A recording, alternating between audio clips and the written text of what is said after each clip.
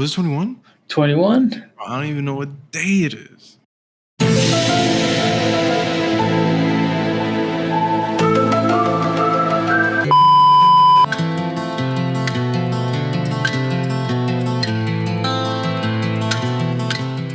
Greater testament to Yahuwah's salvation, to his redemption, to his sovereignty, then this is who I was, this is the path I was on, this is what I was doing, this is the type of life I lived, and look at who I am today.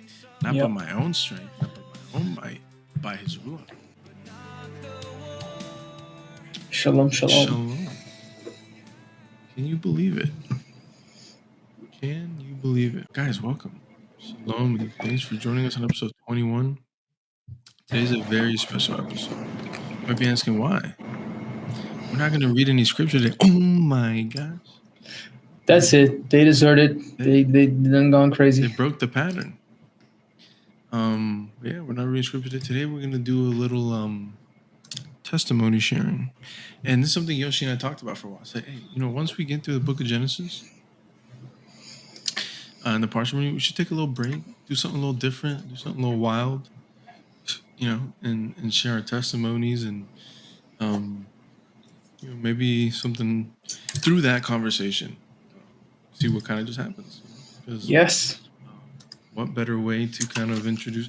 I mean, you've kind of gotten to know us a bit, but I don't think it's mainly really been sticking to scripture. And we'll add some tidbits here and there, but I think it'd be good to really go through what Yahusha has done for us, who we were, right? Before Yahusha found us and said, what the heck are these guys doing? Grabbed them by the belt buckle and tossed us over here to where we belong under his covering. Yeah. He said, let me go get this. Let me leave the 99 for this knucklehead that decided to run off like a retard. I'm going to just say it.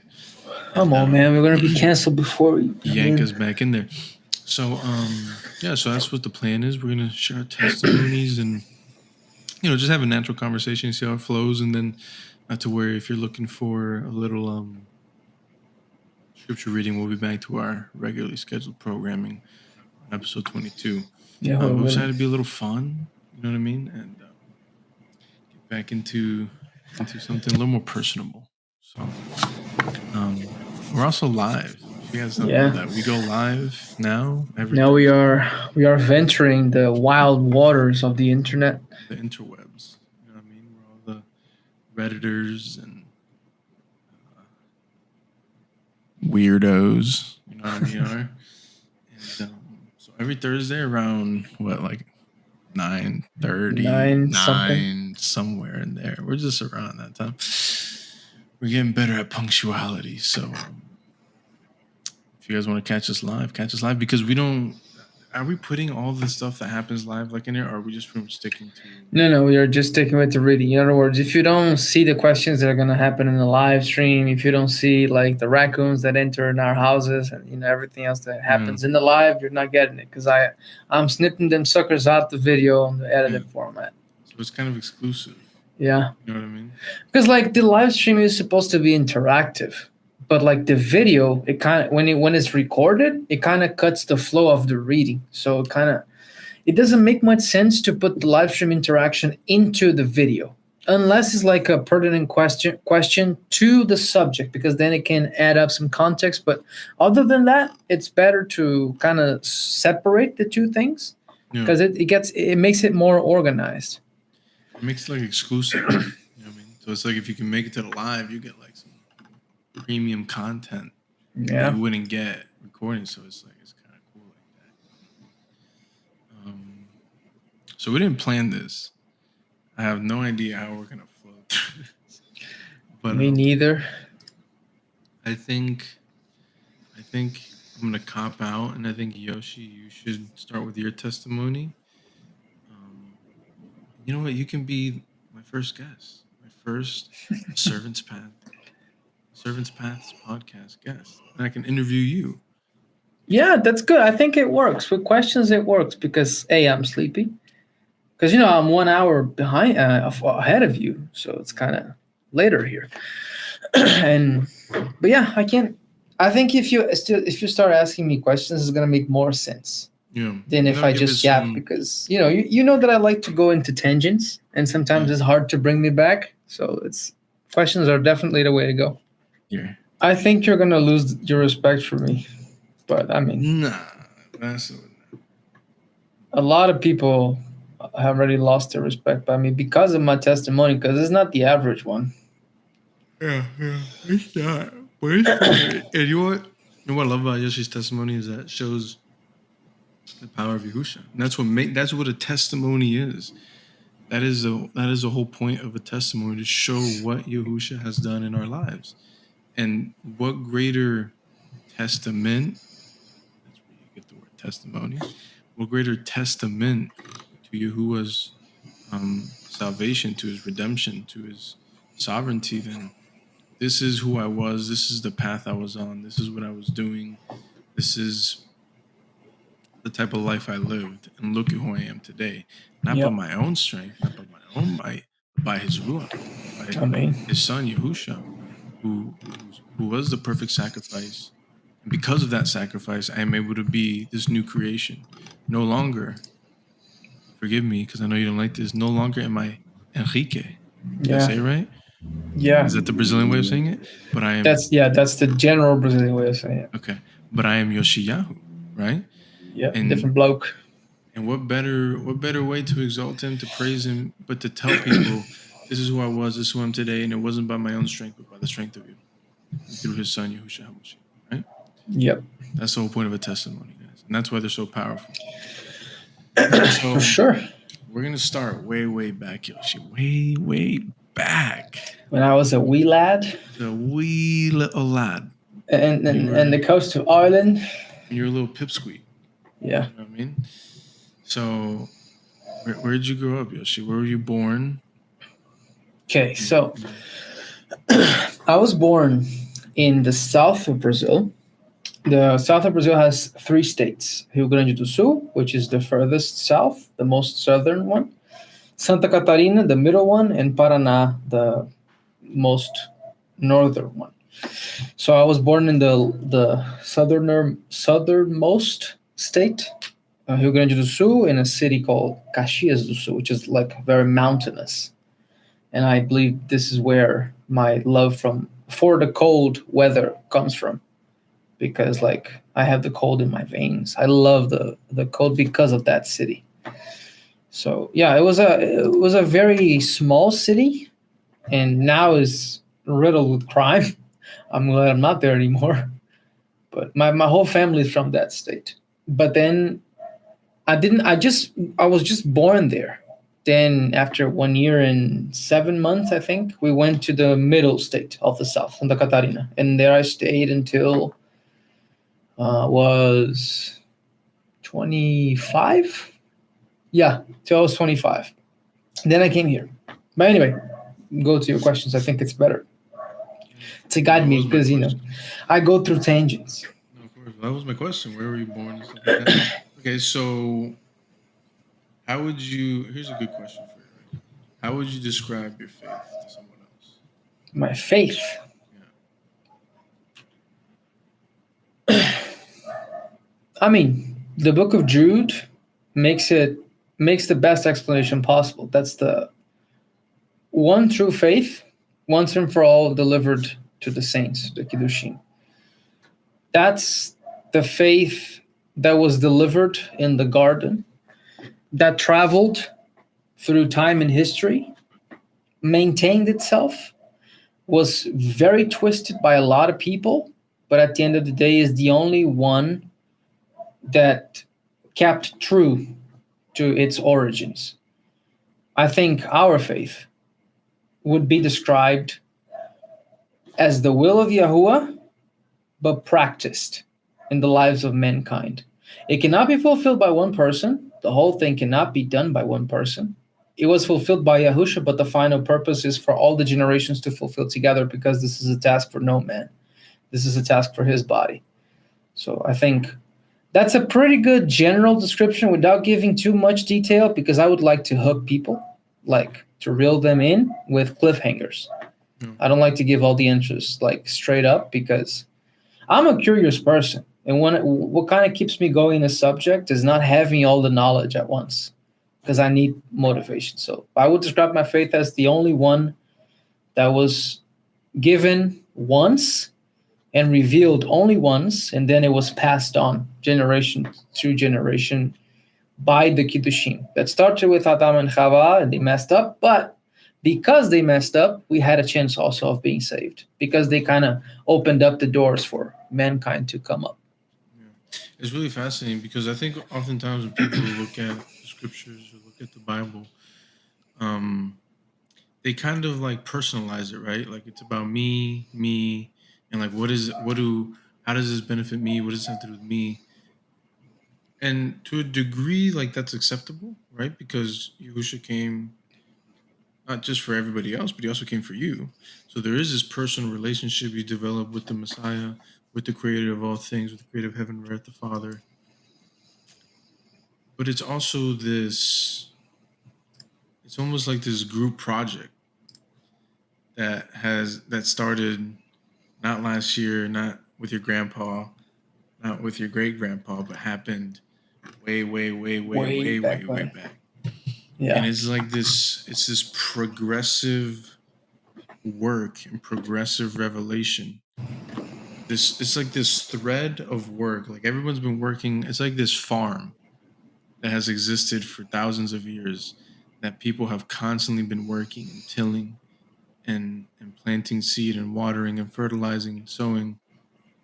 And what the scriptures are is this track record, this history, this record keeping, because it's not legend, it's not folklore, it's not um, you know mysteries and ancient stories that no one understands. No, this is a record of time of Yep. this interaction between mankind and Yahuwah, and how he, not to be corny about it, but how much he loves us, and Yeah. how even through our disobedience and being in a place of unmerit, or like we of not deserving forgiveness, not deserving a way back to him through his love, he created this pathway, this route. He carved this path out for man to follow, straight and narrow. Yep. Um, If it looks like our faith is like a big, as you said, it's like a big farm, but in the sense that the land is still the same, right, but the workers changed over time. right, So this is how I would. That's a pretty good analogy. Like it's a big farm that has been there alive for thousands of years, right, and the like grandkids of the owners, they kind of don't know precisely the history of everything, right, but they still hold on to a few practices of how to plant this tree or right. how to manage that type of cattle, and how to deal with the weather there. It's a pretty good analogy, I think. The farm works. But anyways, talk about tangents. Um, I'm pretty good at those. seems like we both are. Okay, cool. So that's really interesting. So, okay, so Nazarene Israelite, follower of the way, follower of Yahusha. Yeah. So you're not a Christian, No, not a Catholic. Christian, not a Catholic. You're a Jew. I think I am. Jew? I religious think Jew? no, Religion-wise, not a religious one. But like I think I am from the house of Judah because I've dealt with anger issues my whole life. It seems like it's part of being a descendant of the lion guy. So I think I've seen you wear the hat before, that little funny hat. So I didn't know. So like I think a good segue from that first question is like my father, like I was raised. I think you could call it a Christian household. Shalom Gershon. Shalom Gershon. Welcome. Good to see you. Share to everybody. I love this guy, man. Me too, man. This man always in here, man. Yeah. I gotta get this guy a bar of soap or something. We need to give him like the first hoodie. That's his. If we ever make a hoodie, bro, I'm giving you. Free of charge. I think a good segue would be like I was born in I think you could call it a Christian household, but it was not from the jump because like my father was an alcoholic before he became a man, and my mom, she was cheated on like thousands of times when my brother was young. He's 15 years older than I am. So basically, like when my parents had me, they didn't have any plans of having me. They were actually trying to adopt because my mom had been declared barren at that point. Mm. And it didn't work. Like once they were like 15 minutes before signing the contract, the lady that was gonna give her child like backed up, pulled off. Back down. After backed down, pulled off, like, went back on her word, and that kind of created a lot of, discontentment, sadness, and you can name it. So my mother and my father were like, okay, I don't think it's for us to have. And then she discovered that she was pregnant with me. And at this point, my father had already started going to church. That was in 97, 96. And because like my mom, she was desperate to understand how to change her life because it was becoming unfeasible to live that life of constant cheating and constantly violence, constantly having to deal with my father's alcoholic tantrums and everything that produced. And then she went to the church. I think in Brazil it's called Igreja Universal, like the Universal Church. They are everywhere. South Africa, United States, Europe. Big chain. Like gigantic McDonald's in the church world.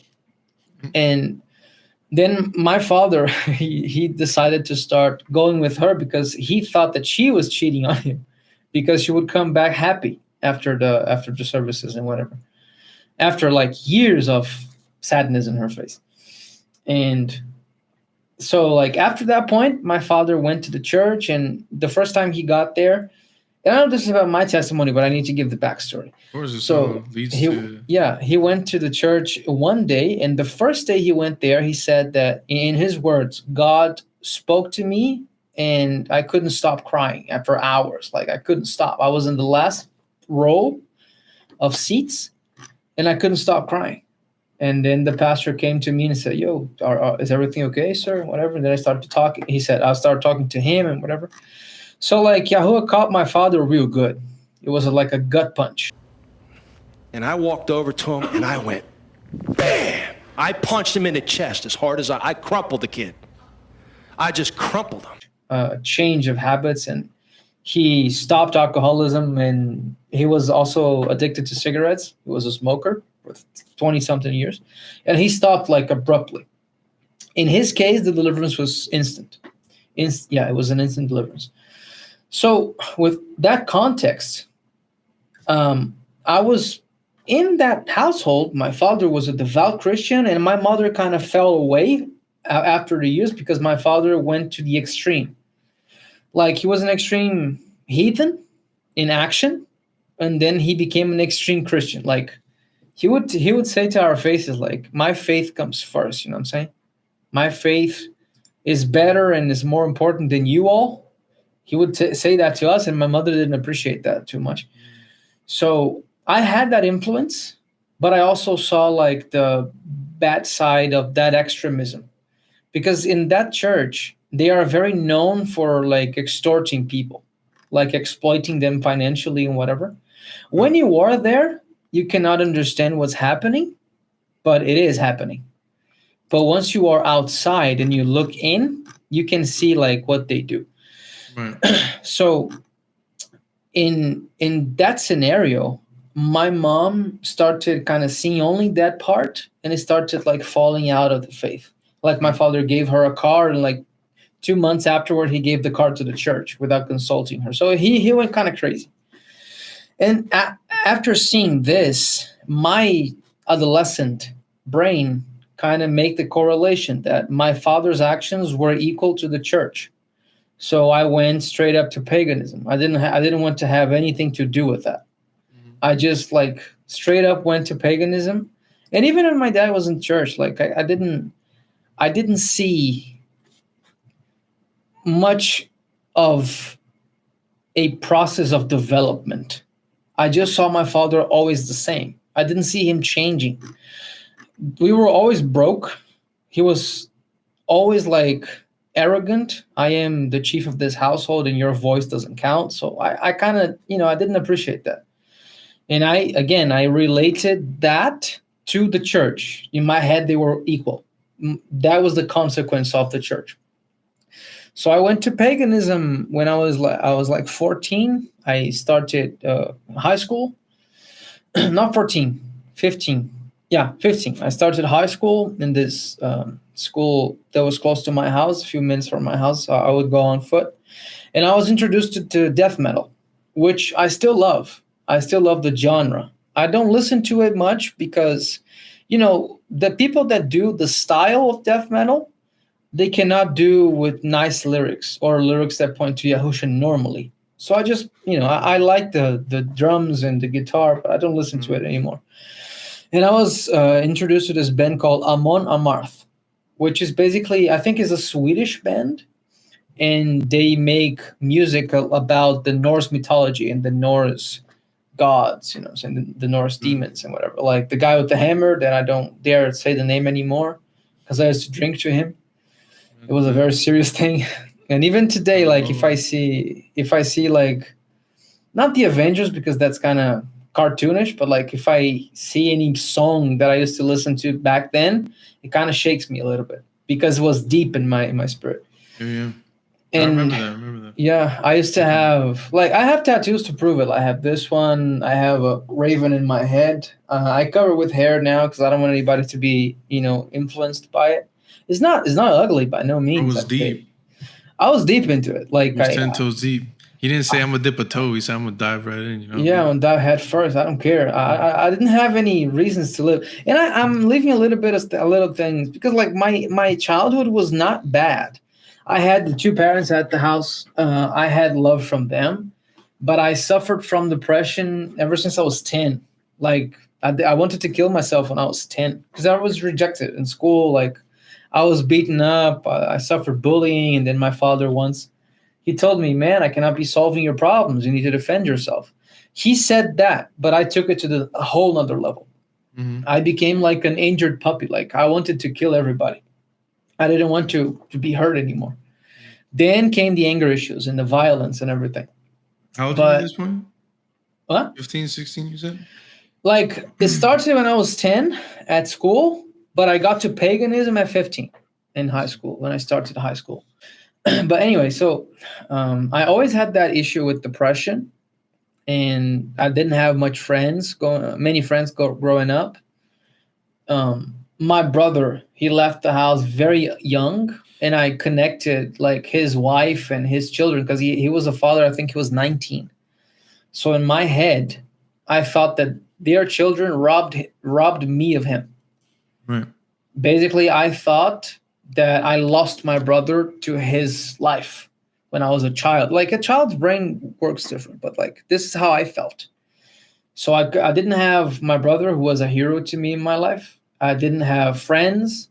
So depression kicked in. Then I started being bullied and I couldn't fight back because like at that time I studied in a public school and I was 10, 9. And the dudes that were in my class, they were like 6, 7 years older than me. Because they were repeating the years because they were stupid.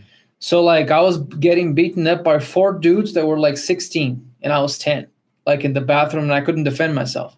And then they would call my father to the school or my mother, but like, and I couldn't do nothing. And my father told me, man, you need to start defending yourself.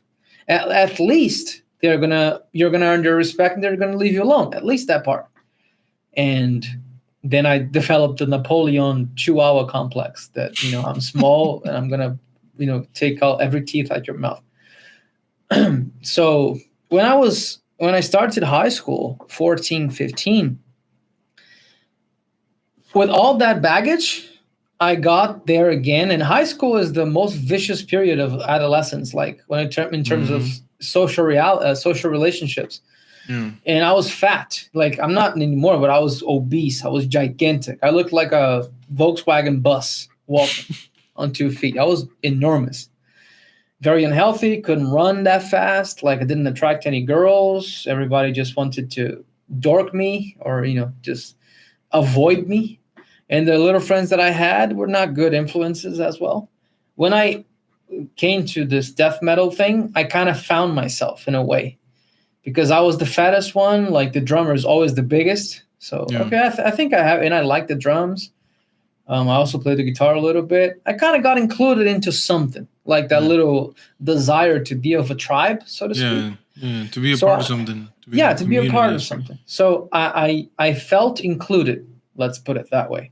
And I've always been like a medieval freak. I wouldn't love to be there, but I love the history behind it, the political schemes and the castles, the battles, the heroes. I think every child loves it to a certain extent.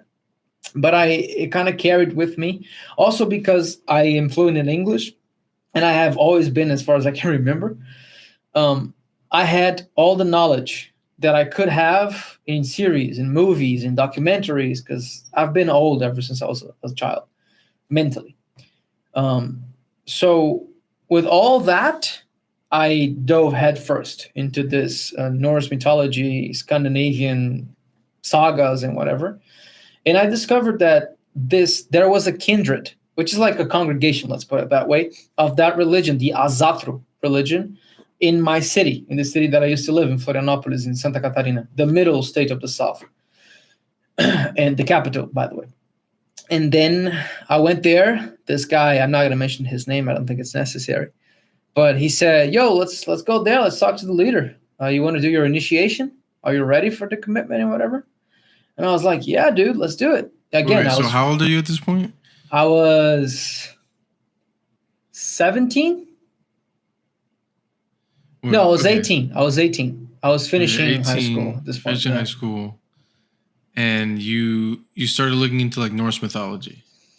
I started at 15. So throughout high school, I started looking into and listening to the songs when I was 15.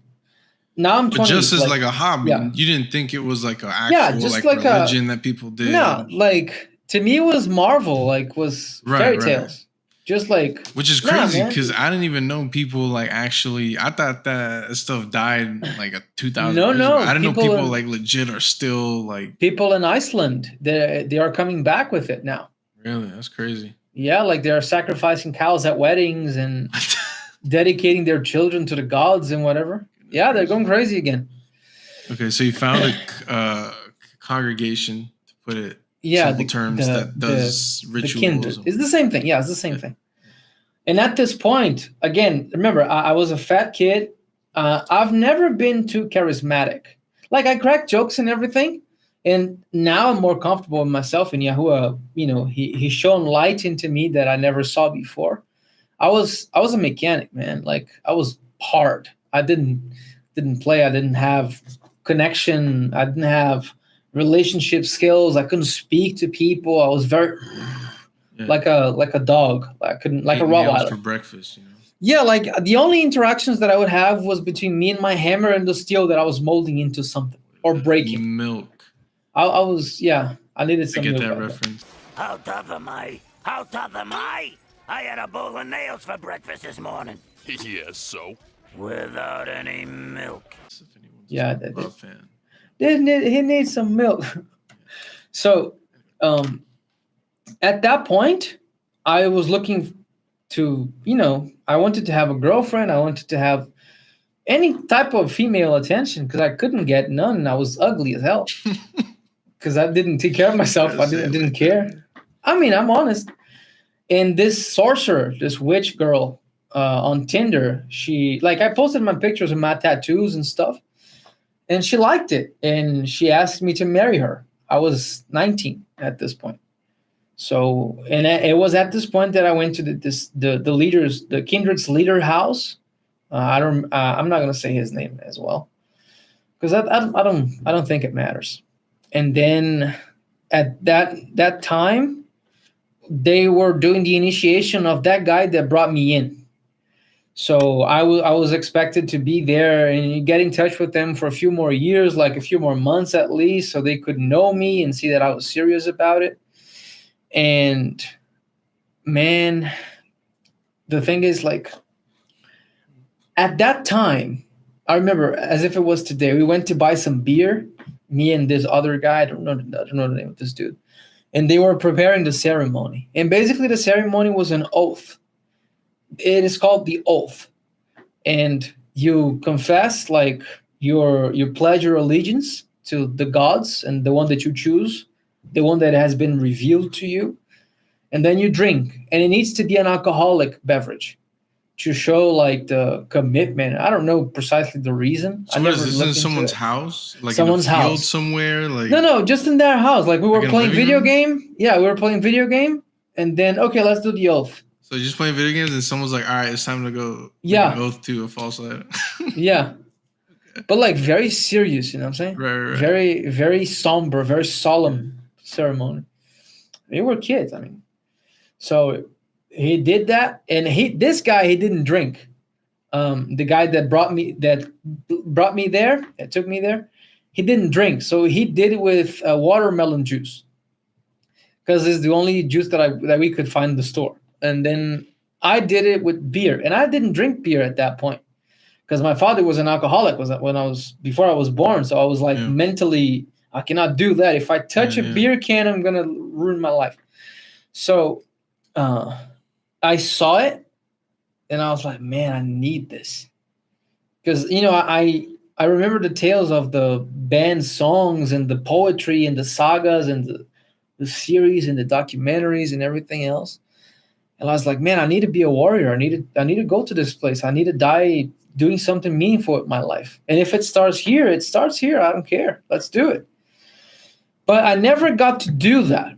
I never got to do the initiation thing, because me and the leader of the kindred of the little congregation had a fallout. Because again, I didn't take anything home with me. If you did me wrong, I was gonna do something about it, and it was not gonna be nice. And he was a big dude, so he said, "I'm not gonna fight you because I'm gonna kill you." He was older; he was an adult already. And then we just lost touch. He said that I stole from him when I didn't, and whatever. That's crazy. It was weird. Then fast forward to when I was like 21. I finished high school, started working with my father. And my father, he would have a saying that 2 lions cannot inhabit the same rock or the same hill. And my father was I say was because his past. I say like my father was a very, not violent, but like, this is my turf. I don't care if you are stern. Mm-hmm. This is my turf. I don't care if you're the Pope or if you're my mother. If this is my turf, I call the shots here.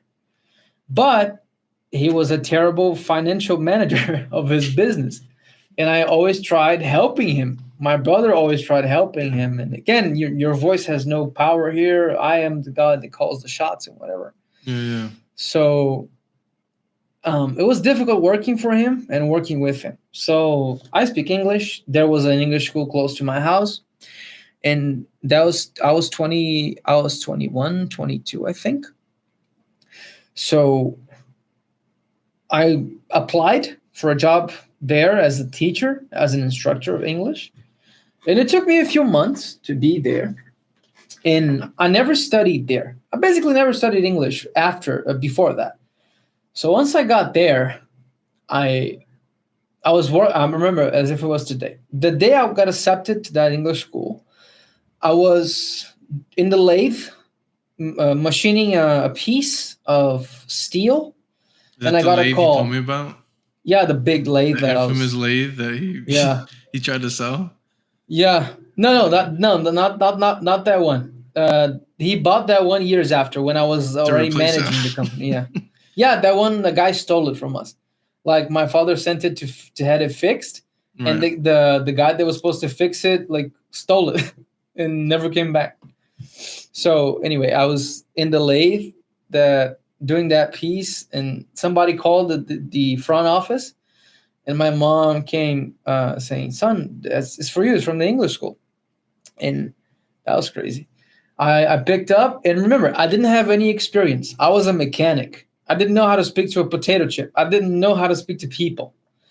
And I got the interview to teach English there. So I went there. I had 3 interviews, and I had never been so eloquent in my life. I didn't know how to talk. I didn't know how to look somebody in the eye of confidence. And again, I had a crazy hair. Like I had hair only this portion of my head, so I could show the tattoo. And I had a big ponytail that then it became dreads. And I didn't like. Now I have a more happy face. But when I get thin, I get like bony because I did a bariatric surgery. So I get like a skin and bone. I was scary looking, and because of the hatred, also the hatred can show in your face when you have it for too long. I'm not gonna pull up the pictures because I think I'm past that in my life. Maybe I'll put them in the video. Yeah. But you could see the hurt, the anger in my face. So after that, I went into Wizard, and it was crazy because the reason why I applied for that job is that I've been fluent for a long time, and this goal was close to my house. So I say, okay, maybe if I get a diploma, I will have some chance in my life without having to go to college, because I'm allergic to college. I don't like it. I hate the idea behind it. So I went there and I said, test me, see if I need to learn anything else. And then the lady said to me, I don't think we can teach you anything, but if you want the paper, just stick around for a little bit. Then I met this girl called Natana. I can say her name because she's a very nice lady. She was a friend of mine. She was my teacher, but like she never taught me anything. We just like yapping during mid-class while she was waiting for the students to finish their classes. We were yapping about life. And then she started pressuring me, come to work with me, man. You're a nice guy. I like you. You're a nice friend. So she finally convinced me. I applied, got the interview. After 3 interviews, I was in. So that kind of created a little bit of friction with my dad, because like I told him, I cannot work with you, man. I cannot do that. I'll help you here at the house, but I'm not going to work with you until you respect me. Something along those lines, but way more prudent with my words, because my father was strong as hell. So, and I was afraid of him. So then I stood there until I was 22, 23. I think. I don't remember. I may be off the dates because I'm not good with numbers. Yeah. But when I was there 1 year and a half, I was COVID hit. And, remember, my father was in the church for forever, like 30-something years at that point. And I always heard him speaking that in the end of the world, God would pick up the churches, like he would abduct them, and they would be inhabitable, and they would never, and like they would become inaccessible. So, and at this point, and this is the part that people tend to lose respect for me when I say it, but I don't really care. This is the glory of Yahusha. At this point, I was so angry, and I had been rejected so much in my life, that my 2 dreams were to rape a woman and to kill a man. Those were my goals in life. And I was teaching people. I was teaching English to people, being a role model to teenagers. Right. And they liked me because I was funny. Not because I wanted to be funny, but I didn't want to live anymore, so I didn't care. If they fired me, okay, all right, I guess. So I wouldn't hold my words. I was teaching Norse mythology to children like 12, 13, adolescents, but like children in a sense. Right. And it was crazy because I realized that when COVID hit, in my weird mind, I said to myself, okay, maybe the Bible is a little bit more rational, because when COVID hit, the first thing that was closed was the churches. Yeah. And I was like, okay, this is it. I think the whole world is ending. A lot of people are going to die. The churches have been closed, so they are inaccessible. The book of Apocalypse is happening, I guess. How do I get saved? How can I avoid hell? This is the only thing that kind of drove me into the scriptures for the first time in my life. I have yet to read the whole Bible, by the way. I haven't reached that point yet. I have a lot to mature. So, Yahweh willing, of course. So then I stumbled upon the work of this guy, Yahusef Ben Avraham, here in Brazil, he's been like a doorway for all the Brazilians in the faith. He is okay, but hold on, pause. Go ahead. So to get more context, okay, so at this point, you were were into the Norse mythology stuff. Right. You were working with your dad. That wasn't working out. So you end up saying, "Yo, pops, you need to respect me, or I ain't gonna work for you no more." Cause it's like, all right. So you went and got the job teaching English. Yeah. And then COVID hits. And then Yeah. you're like looking around, which mind you, for our generation, I'm 28. You're 28 now, right? Yeah. So for our generation, COVID was like a defining moment, and in I guess our generation, really. So COVID hits, especially in your and I walk, because it's around this time as we ended up meeting at the same time. Yeah. But You around are this time, you are 6 months older than me in the faith. so, right? So at this point, okay, your COVID's happening. They close churches. You start saying like, oh, like yo, these Christians, they might be onto something here, man. Yeah. This might be like, it might be GG, it might be Dunzo right now. Yeah. And you start like looking into, okay, so then how did you find, because that's a niche, first of all, like that's not like you'll find 20 million different churches on YouTube before you find Elder Yahusha. So how did you even like stumble upon that? Right. So I was an MMO type of guy, like World of Warcraft, Riders of Icarus, those games that you build a character and you grow them forever, that have no limit, basically. Yeah.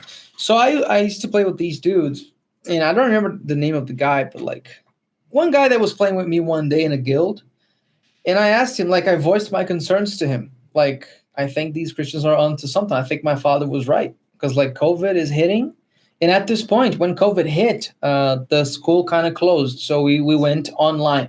And I was working like a dog, man, because like I'm good with computers and things like that. So I was doing like the paperwork, the leveling test sheets, I was basically handling everybody's schedule, putting everything into format, into Word, because I'm a perfectionist. So like I like everything like organized.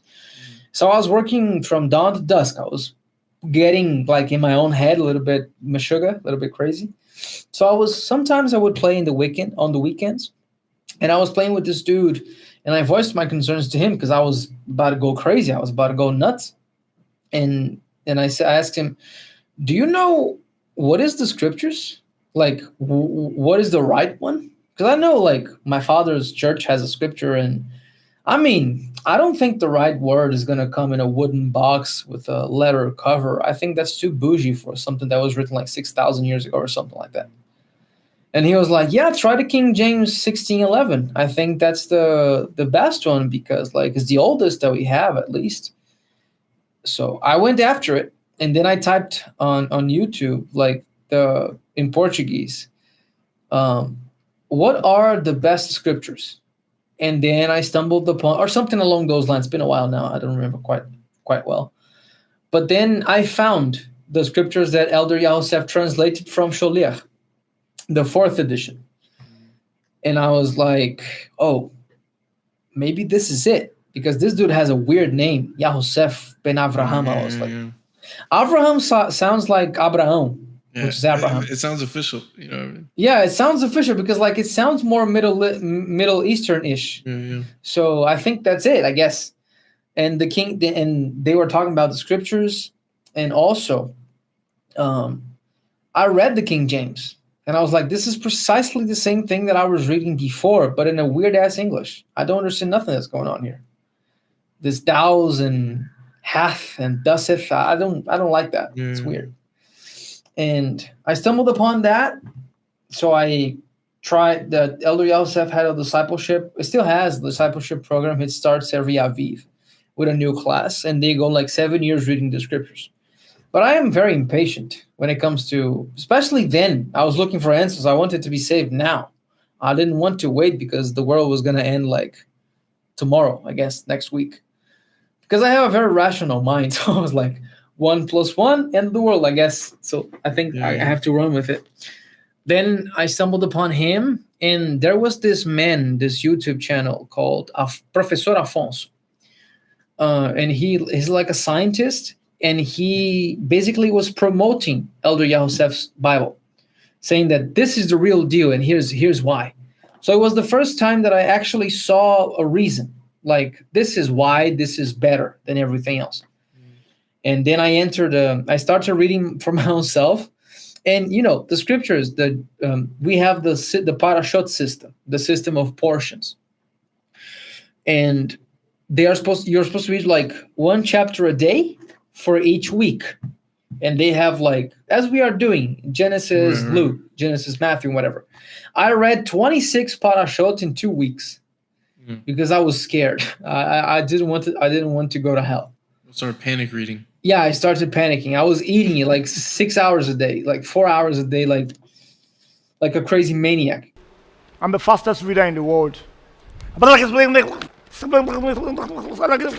Not understanding, starting to understand, and then I got kind of crazy because it was too much information, plus the fear, and plus that Pharisaic notion that you have 613 commandments, and if you break one, you're going to hell. And I was like, damn it, how can I win once in this game?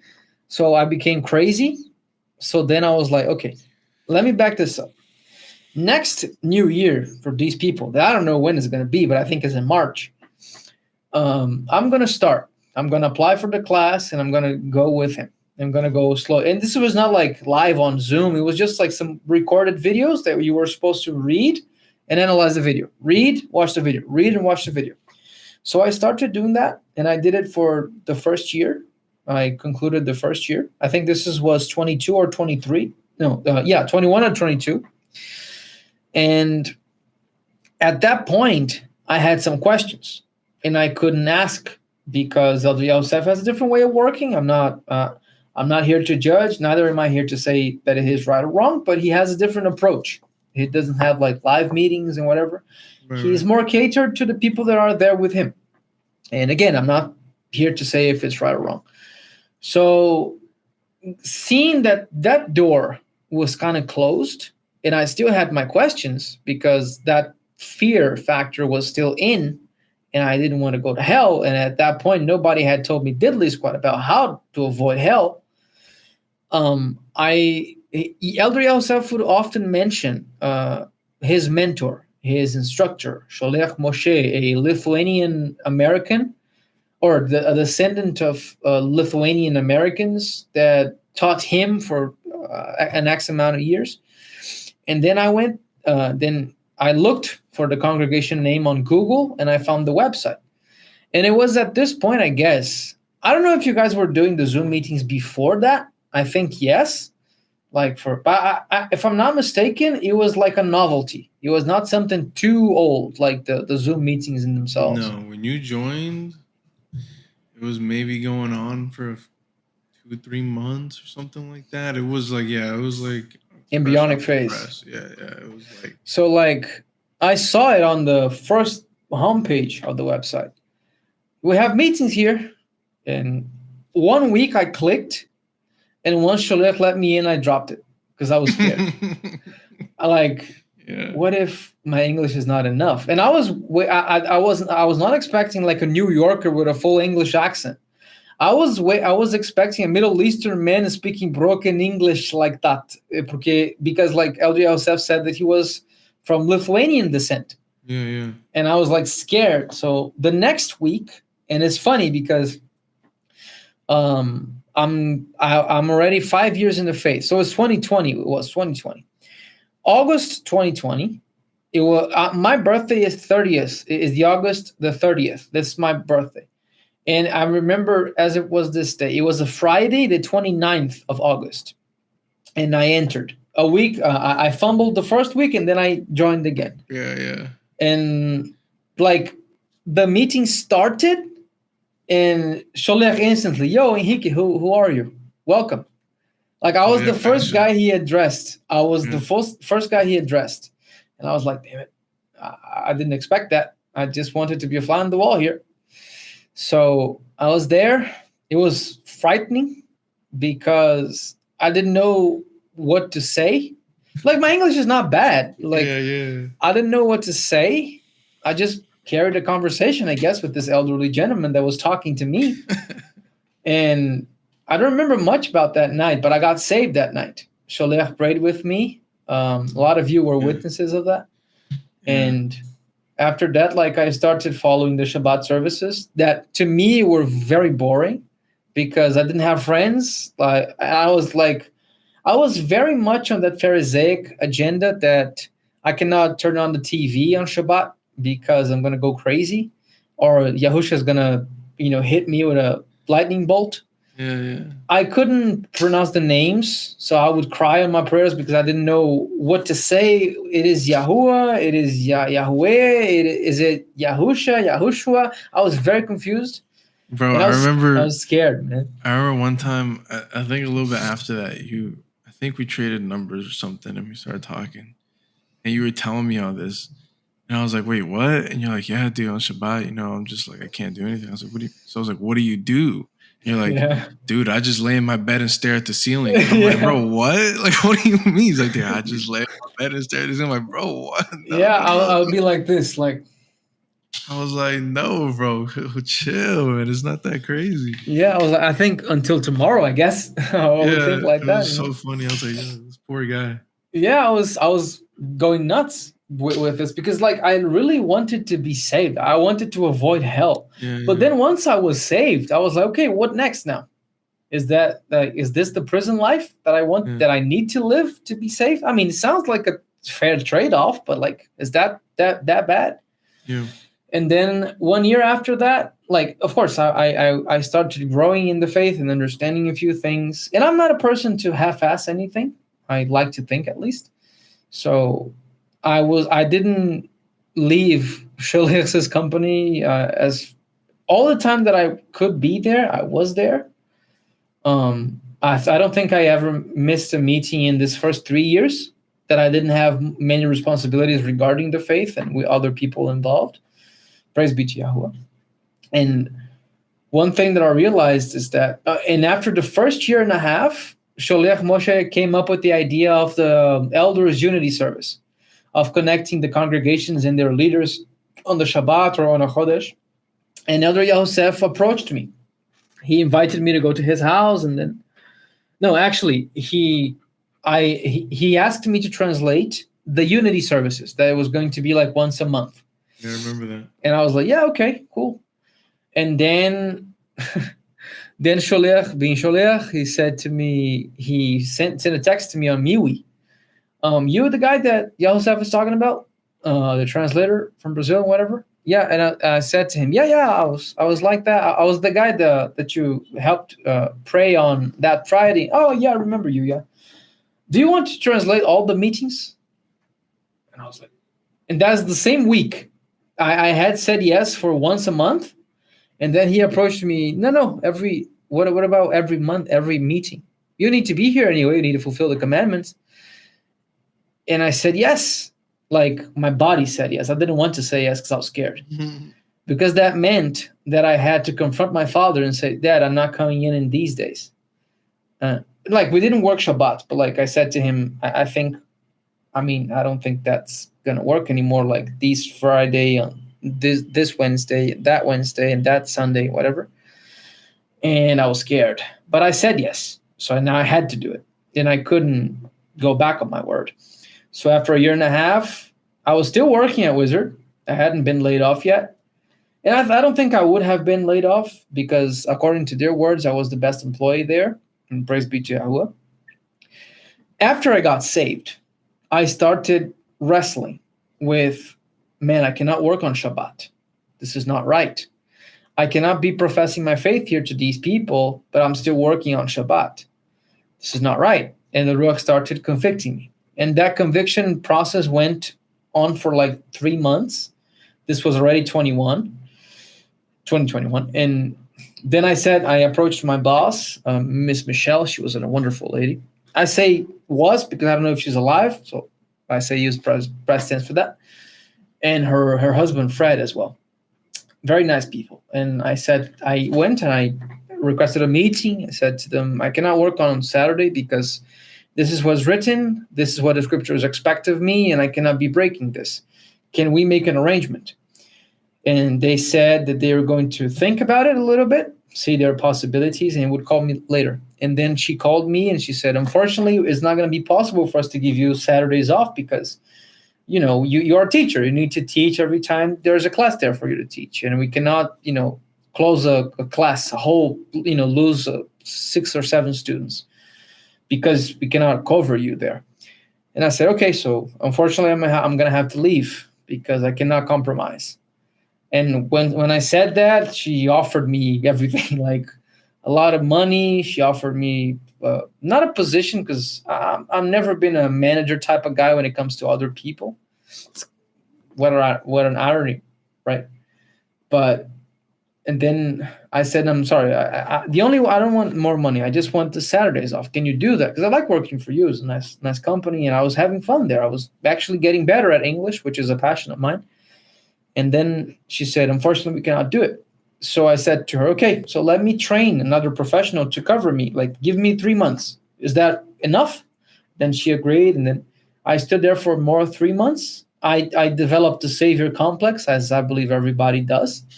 And I started trying to save everybody in my job. And there was like weekend people, potheads, a lot of people. I just wanted to save everybody. I couldn't. And I lost the Bible in that process because I said, I'm going to leave it here. Please just read it. No need to return it to me. Nobody ever picked up that Bible, I guess. I don't even know if the school exists still. So then back to square one. I was working my father once again.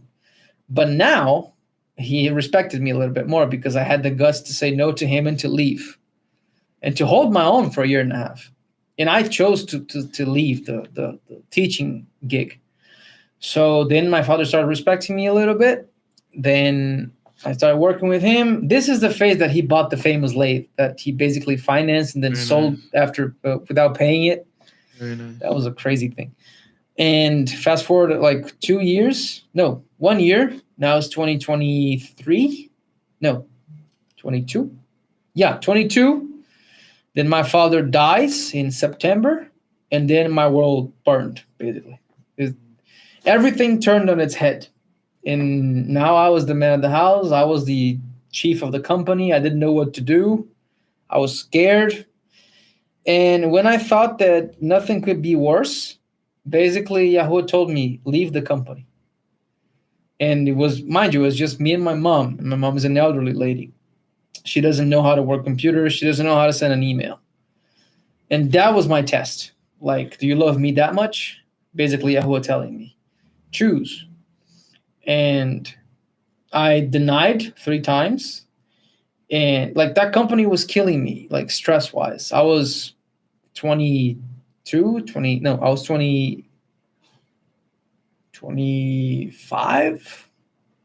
24, 25-ish.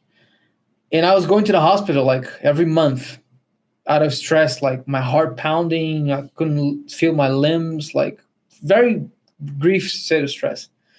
Because like the money was not coming in. My father's account was suspended with all the money in it to pay for the bills, to pay for the employees. I didn't know what to do. I was kind of in a pickle.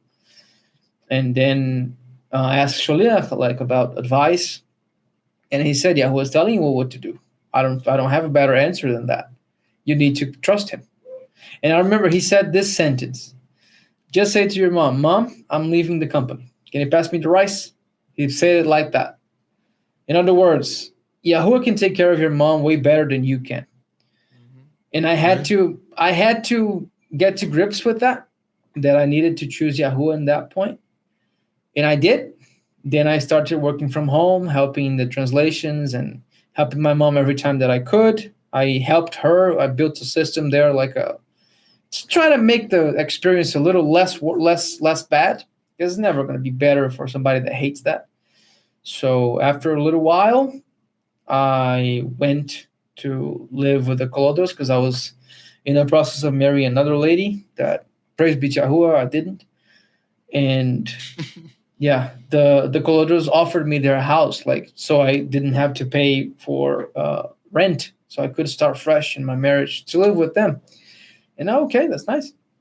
And then the marriage didn't work. Praise be Yahuwah again. That didn't work.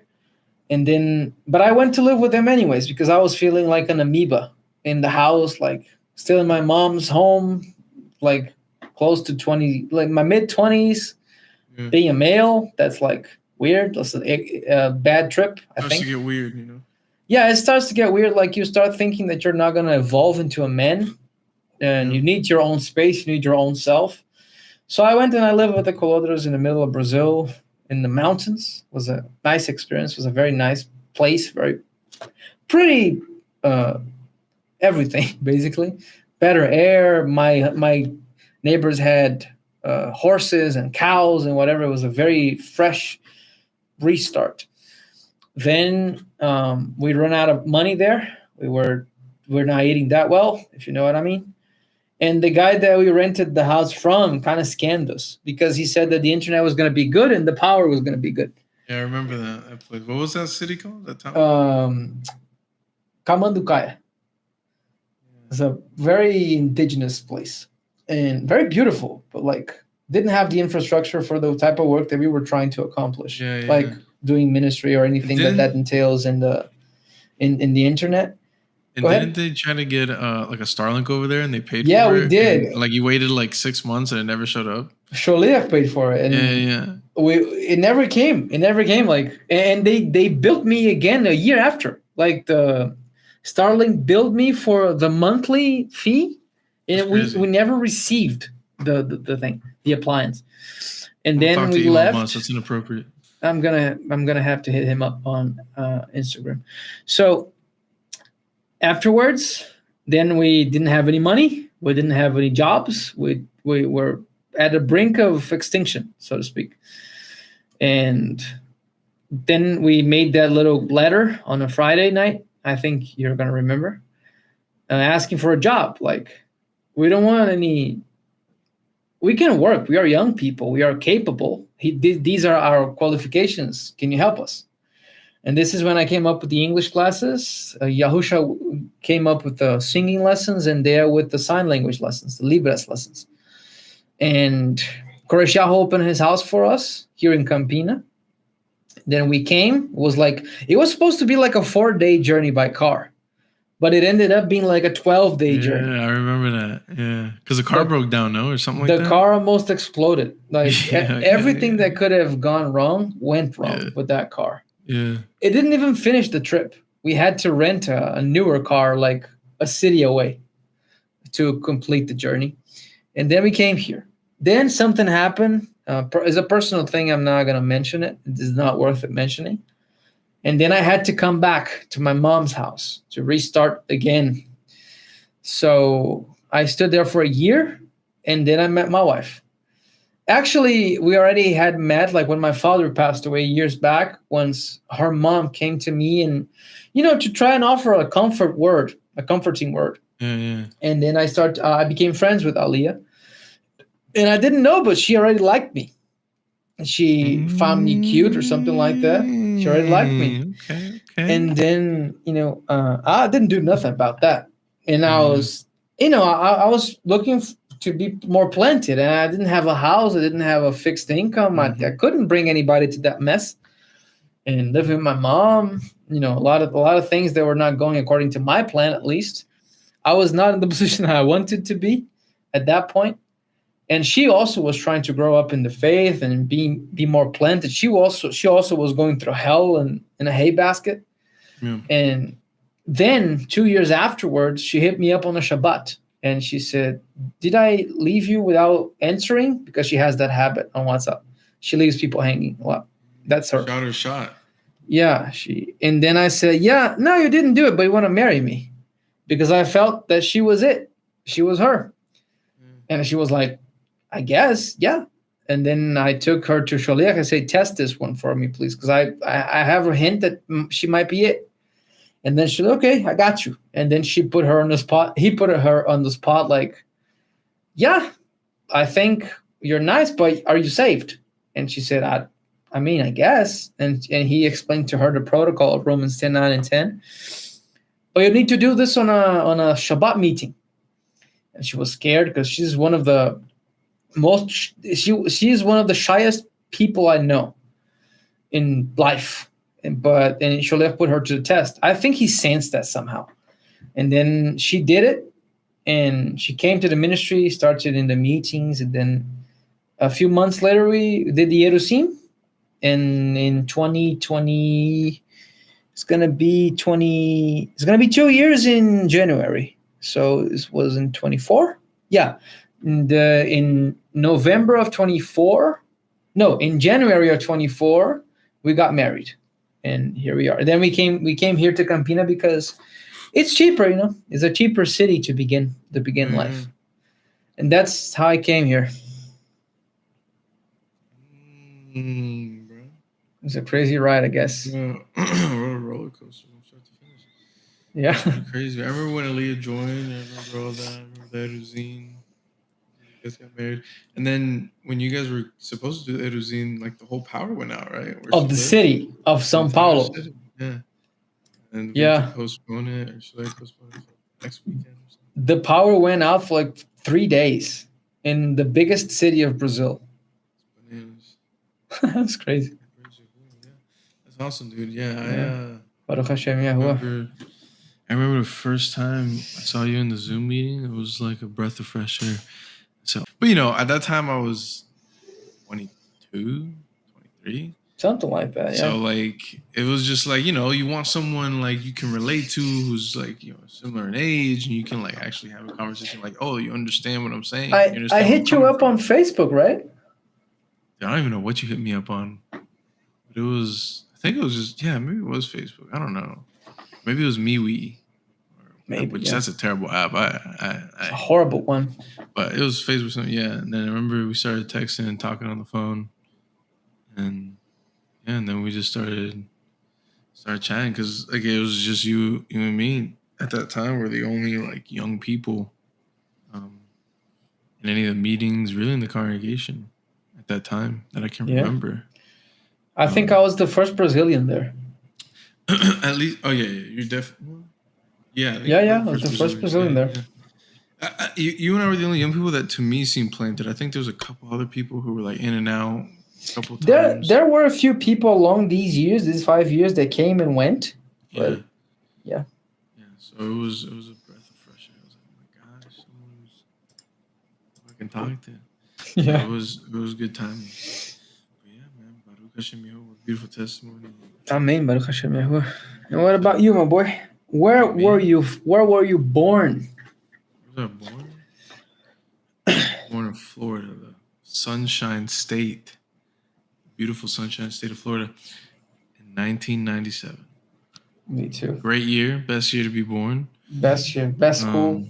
Best class. Best everything. So I was born in South Florida. And most of my life I was raised there. So I was raised by my mom and my stepdad. My actual dad, my paternal father, that's a whole nother shenanigan in and of itself. He went to prison when I was a baby. Crazy story.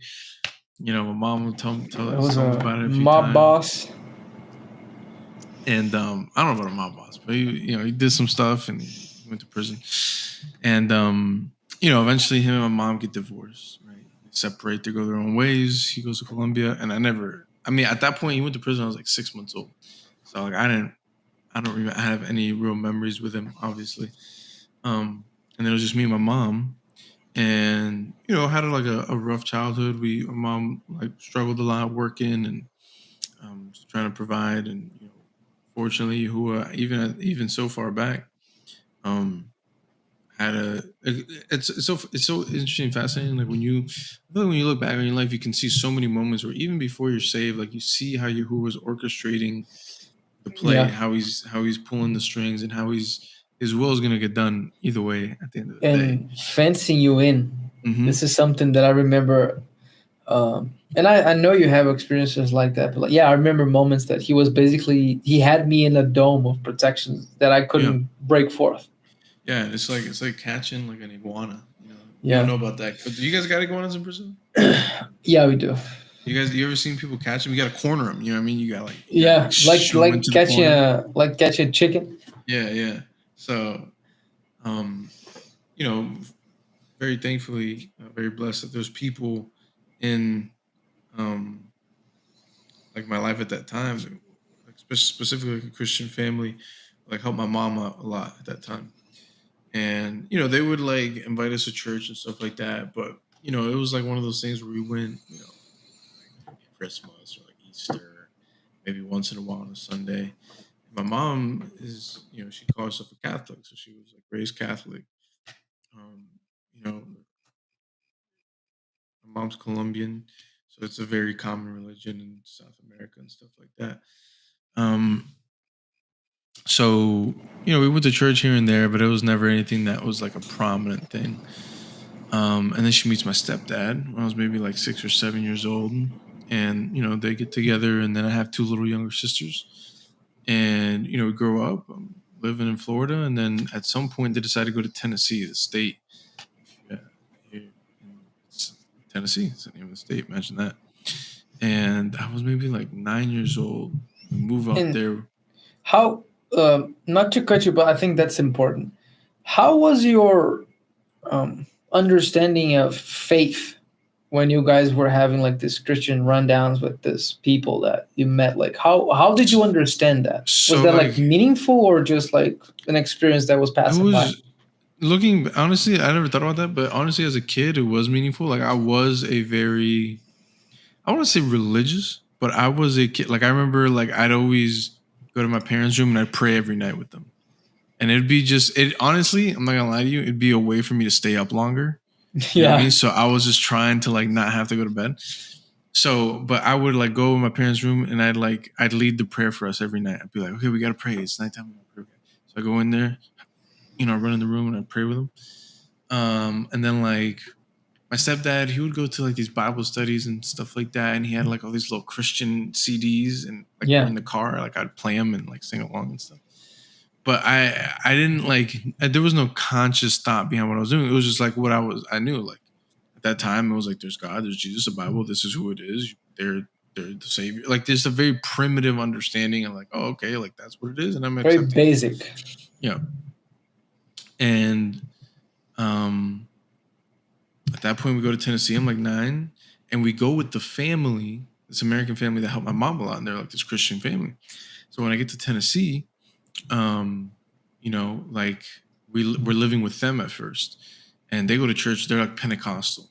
They go to church every Sunday, and I would like have to go with them. So I go to this Pentecostal, but it's like this small little like local, like kind of like southern, out in the middle of nowhere, like not in the middle of nowhere, but more or less middle of nowhere.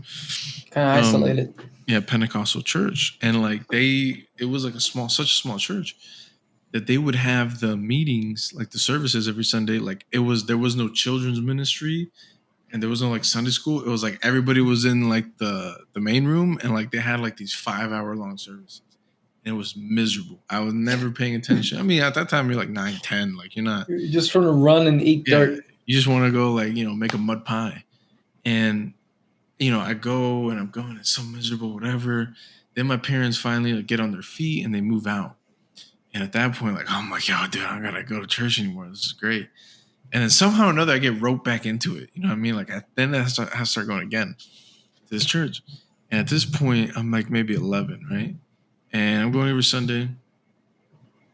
And then I start wrestling, right? I start wrestling in school. So then I was like, dude, I got like, they do tournaments on the weekends. So when the lady who would take me to church would pick me up from the house, she'd be like, hey, Ernesto, like, do you want me to come by in the morning, pick up? I'd be like, Tisha, I'm sorry. I got a tournament tomorrow. I'm not going to be available. So she got so tired of me telling her no. She's like, all right, you know what? Next, when you're going, you just call me. I never called her really again. Right.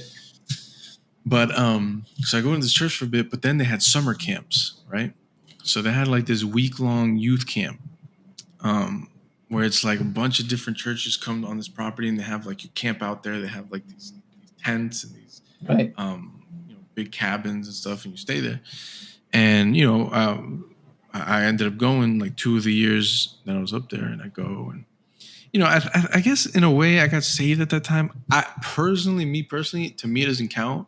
It's like I was 11. I don't know what I was really doing. I didn't feel like the consciousness of mind that like I did when I got saved with Yadi. So to me, it wasn't really like, I didn't feel like I got saved. Like it was just like me doing what everybody else is doing. Like that's the thing to do. Peer pressure. Yeah. And so you go to this, I spent most of the time playing ping pong. Yeah, I mean, they had this ping pong table. I met these like dudes. We would just post up at the ping pong table, man, and just start smacking balls all day. I would You have know what I done the mean? same, man. No diddy. And we keep on going, and whatever. I go to this church camp, and that's like the bulk of my exposure to the Bible, Christianity. At that time, how I knew him as Jesus. And then my parents are fed up with Tennessee. Like, it's too rednecky, like it's too rural, too country. My mom wanted to go back to South Florida, where it's like, more of a Latin culture and like all these Right. things. So we were there for like 4 years, and I moved back. And I go to high school back in Florida. And at that point, I just like completely didn't like pay attention to church or anything. We never went back to church or anything like that. And I make my group of friends. I start playing football in high school, and I make a group of friends, and they're all like, it was always like this group of friends where like, so it was weird. Like when I was in high school, I had like multiple different groups of friends.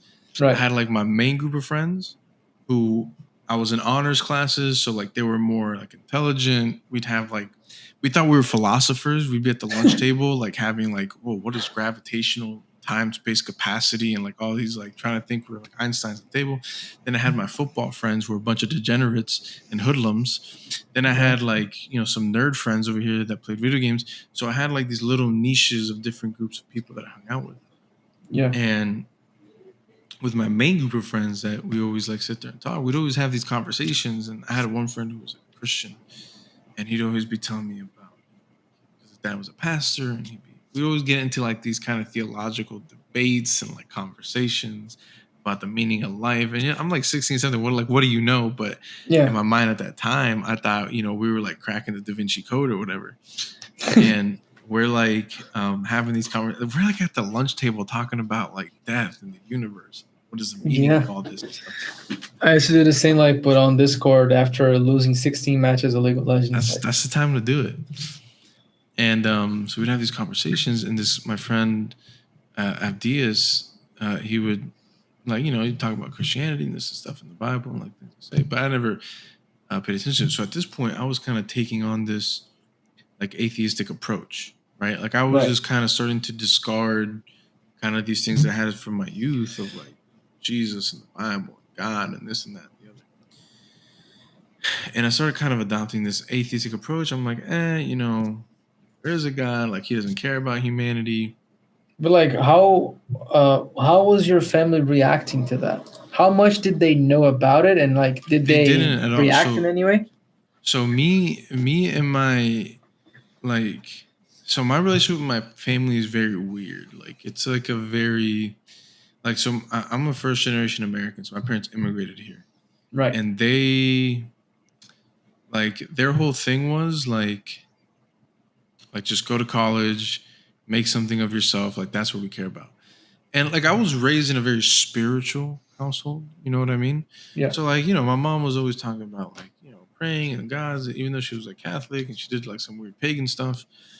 Like it was still like part of like the culture. You know what I mean? So it was more like nowadays you hear it very often said like, oh, I'm not a Christian, I'm a cultural Christian. Right. It was kind of like that. You know what I mean? Like I never like came out to my parents was like, I'm an atheist and like no one's gonna tell me anything. It was just kind of like something like I just had that personal conviction and like, whatever. And like like I didn't have like a weird relationship with my parents. Like, everybody got along. I had a rough like home life because my parents, I not to go too deep into it, but like it was just like a dysfunctional kind of thing, like always arguments. There's a lot of instability in the home and stuff like that. And so it wasn't like I never went to my parents and had conversations with them. You know what I mean? Right. I wouldn't sit there and talk about life and like, oh, what did how was day at school today, Jimmy? Like it wasn't anything like that. It was just very like, this is my mom, I love her, I'm her son, she loves me. We get along, everything's cool. But it was never like a deep like friendship where I tell them about my problems and this is what my thoughts are and stuff like that. And I go on to finishing up high school. And like everybody's like, everybody's applying to universities and colleges and stuff like that. And like me, like I was like a very lazy student. Like I passed all my exams, I get A's and B's on my tests, but I never did homework, I never did projects. So I'd always get a C in the class. So my grades weren't good enough to really get into like university. So I'm like, wandering around. One of my close friends at the time, he was still a very good friend. His name was Biagio. He's like, I was always hanging out at his house after football practice. We go to his house, hang out, whatever.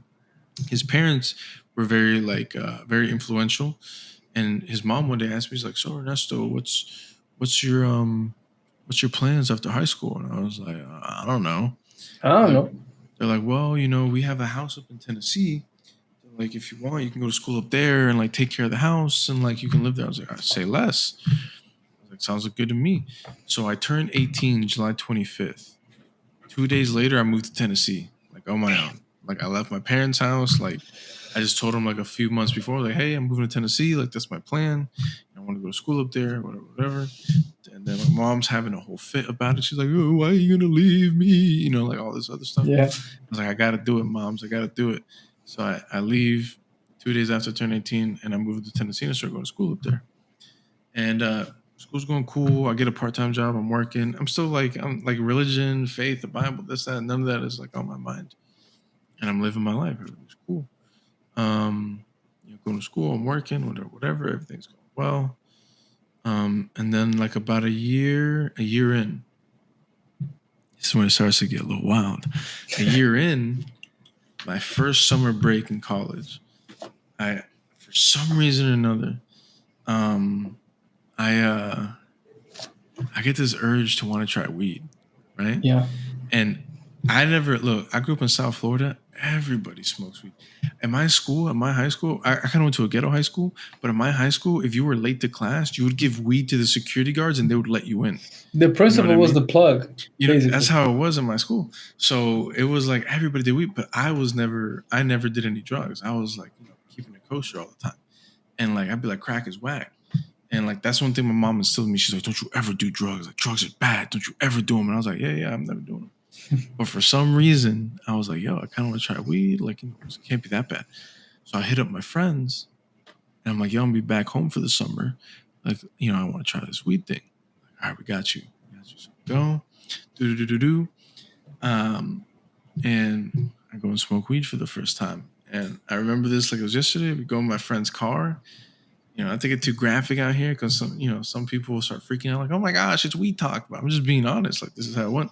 I mean, I said it before I wanted to rape a woman, and Yahoo changed my mind. So relax. Yeah. This is a little more PG, I guess. This is testimony, guys. Real testimony is when reality. Yahoo changes your life. Right. It's just real. Keeping it a buck out here.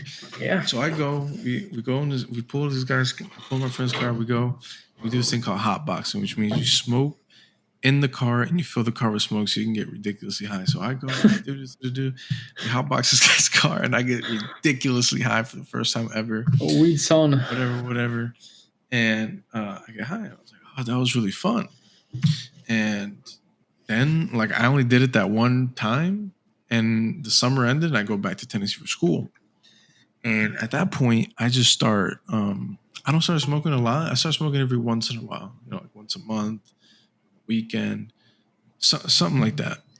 And I go, and at that time, I'm a big gamer. I'm gaming, and gaming, going to school, and working. That's my entire life. And I start smoking from time to time. I meet this young lady, and we start dating. We start dating long distance. She lived in Pennsylvania. That's on the Overwatch days, right? Yeah, back in the Overwatch days, classic days. I remember that. I sucked, man, at that game. Yeah, it's a great game. Great game until they killed it. And I meet this young lady in Pennsylvania, and we start doing this long distance relationship, right? And that was like mid-year of my second year in Tennessee. And then we're like, yo, we should meet and to meet in person. And she's like, okay, cool. We go, we meet. We meet in South Florida, whatever. We keep this relationship going. At this point, I'm going to school in Tennessee, but I want to, like, I was only there for 2 years, and I was like, I need to figure out if I'm staying in Tennessee or if I'm not. And, one thing leads to another. I decided to move back to South Florida and go to school down there. So I go to FIU, I go to Florida International University. It's in Miami. But I started staying with my parents, and if anybody knows geography in Florida, The school was in Miami. I lived in Broward County. So it's about like a 30 to 45-minute drive every day there and back. And if you drive into South Florida with the traffic, with the highways down there, it's terrible. So I moved back in with my parents, and I am miserable. Absolutely miserable. I am like depressed. I stopped going to class. I start like flunking out of school. I just had no desire to do school. I hated it. I wasn't doing anything with my life. And at this point, I'm working part-time or whatever. And I go and I'm taking these trips because she lived in Pennsylvania. I'm taking a trip once a month to Pennsylvania because to me, that was my only escape. Right. I go up to Pennsylvania, I get to smoke weed. I'm not around my parents and my family and all the drama that comes with that. And this is like my escape. So I'm like flying back and forth to Pennsylvania. I end up like going up for a summer to Pennsylvania because I'm with this girl and we're like, yo, we should maybe talk about moving in together. We're like, well, I'll come up for a summer and we'll test it out. You know what I mean? Totally contradicting Torah. At that time, Completely. obviously, I have no idea what Torah is. I have no idea about that. But this is in my carnal mind. And we're like, yeah, we should like just test it out just to see how it works. So I go up there for a summer. We move in for a few months and, everything's cool. And at this point, I start smoking a lot. And I introduce it to, no, I think I don't remember if I introduced her or if she did it, but, and we start smoking together. So it becomes this big part of the relationship. And like the foundation of it, right? Yeah. And we're smoking every day. Like I become a stoner, right? And then I move back to my parents' house, right? And then at that time I don't smoke because I'm at my parents' house. I didn't smoke over there or whatever. I had I guess, a modicum of respect. And I'm living back in my house, but I go back to being depressed, right? I'm like depressed, this, and I'm like, I start flunking out of school again. I'm trying to like save my grades, but I just have no desire. So I like drop out of school, right? I'm like, screw it. I'm not going back to school. I'm just going to like drop out. And I drop out of college and I start working with my dad in construction. I'm sitting there constructing away and I'm making decent money. And I go. You're back to Florida then? I'm back in Florida. Right. And I go and, at this time, I was a very bright person. Like I was intelligent. I'm like, I'm going to go open a bunch of credit cards. You know what I mean? Like, bro, like I did that too. I was like, I'm going to open some credit cards. Mind you, like no one ever taught me about finances. No one taught me about like financial literacy, what a credit card is, how they work, this, that. So I go and I open a bunch of credit cards. And I start financing my life through these credit cards. I'm taking these trips to Pennsylvania, like buying things I don't need. I bought like 3 PlayStations in 1 year. You know what I mean? And like, I didn't even know what I was doing with them. I'd buy them, I'd get rid of them, and then I'd buy another one, get rid of it, bro. It makes no sense, dude. Let me just interject real quick. Before the bariatric surgery, when I was 19, like there was like 0.5% chance that I could die at the operating table because I had high blood pressure. So I said to myself, like in the 3 months leading up to the operation, I'm gonna eat my ass off and I'm gonna blow this credit card up and I don't care because if I die, I did everything that I wanted. Do you know those corn dogs? Yeah. I would eat 4 of them every day. Yeah, bro, I'm corn dogs be fire. I can't. All on the credit card, and I bought Overwatch. I bought World of Warcraft. I blew up the credit card, so I understand the feeling of it. Bro, it was bad. I was buying Jordans, dude, left and right. I started collecting these, whatever. I started putting everything on the credit. I was paying credit cards with credit cards. Like, if we could use a credit card, I was swiping that stuff. So I started accumulating. And at the time, I was working in construction. I was making enough money that I could pay off like the credit card. So it wasn't a big deal. I was like, I'll just keep paying it. And then I get depressed. And then I go to visit Pennsylvania. I go visit my girlfriend at the time. I go visit her in Pennsylvania. And, I just randomly say like, hey, what if I just move in? You know what I mean? We already tried it. Like, what if I just move in? And she's like, yeah, that's a good idea, I guess. So I call my mom and I'm like, hey, I was supposed to come back Friday, but like, I'm gonna come back Friday. I'm gonna like pack all my stuff and I'm gonna come back and move up here. And that's a whole debacle, right? My mom's, why are you leaving me? Doing this whole thing. And I'm like, yo, I gotta do it, whatever. So I end up moving to Pennsylvania. I'm like an idiot. I sell my car, I sell the stuff, and I go move to Pennsylvania and we're living downtown. And at this point, bro, it gets bad, dude. I become like a loser. with a capital LOSER, dude. Just like a certified loser, smoking weed every day from sunrise to sundown. Like I become a full blown stoner. And at remind you, I'm not working. You know what I mean? And I still got this credit card habit, which at the time was fine because I was paying them off because I was working, but now I'm not. So I'm financing my life on these credit cards. And I'm just smoking weed all day. And I can't get a job because I can't pass a drug test to get the job. And I don't I'm so like retarded that I don't want to quit smoking weed to pass a drug test. Just so the it's just cycle. an endless cycle. So I'm just living off this girl for like 6 months, and she came from a very wealthy family. So her dad was like financing the lifestyle, and I was just living there like without a care in the world. You know, just smoking weed and like living it up. Living the dream. And if you're ever a loser, if you've ever been in that situation, a young man is a loser, like a woman will lose respect for you very quickly. It does not take very long. Mind you, this woman was like working full time, going to school full time. Like she was figuring it all out. And I'm just sitting at home. She would find me the way she left me, sitting on the couch like a bum. So I do that for like 6 months. Eventually I find a job at Whole Foods, which is like a, organic. Like a bougie place. Yeah, it's like expensive, higher end, organic foods. It, at that time, especially attracted a lot of hippies, right? Especially people that worked there were hippies. And, it's like at that time it was my kind of people because everybody smoked weed, everybody did this, they did that, they did like mushrooms, whatever. And, it attracts me. So I go there, I make some friends.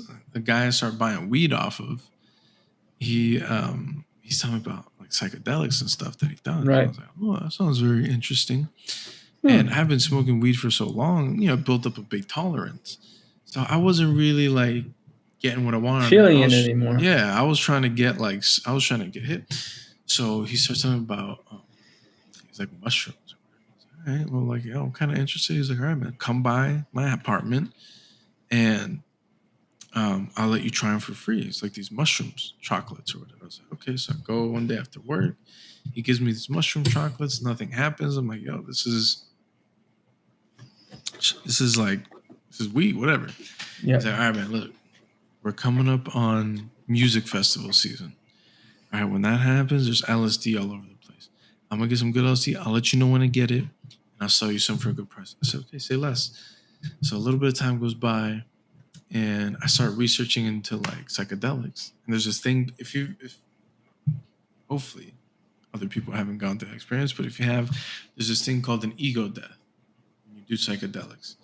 And the basic concept is that your ego, you lose your sense of self and you realize like you're one with the universe and like you strip yourself of your identity and you're like, it's supposed to humble you. And, like, you go crazy basically. Yeah, but like in this because I was getting into the new agey stuff at that time. Right. You know what I mean? Like rocks and stones and pebbles and like crystals and whatever. Crystals and all that nonsense. And, the ideas with this ego death of psychedelics is that it's supposed to open your consciousness and you realize, you're just a man. You get these revelations. So I was like, oh, experience that. So one day he tells me, he's like, yo, I got this LSD. Get some. I said, okay. So I go over there, he sells them to me. He's like, yo, I'm going to give you one on the house. I'm going to give you one. You're buying one, but I'm going to give you another. He's like, just make sure you don't work the next day, because you won't be able to sleep for a bit. He said, just, chill and take it when you're chilling. So, okay, cool. I find the day he gave me two, and I was like, it's like early in the morning. I'm home alone. I'm not working the next day.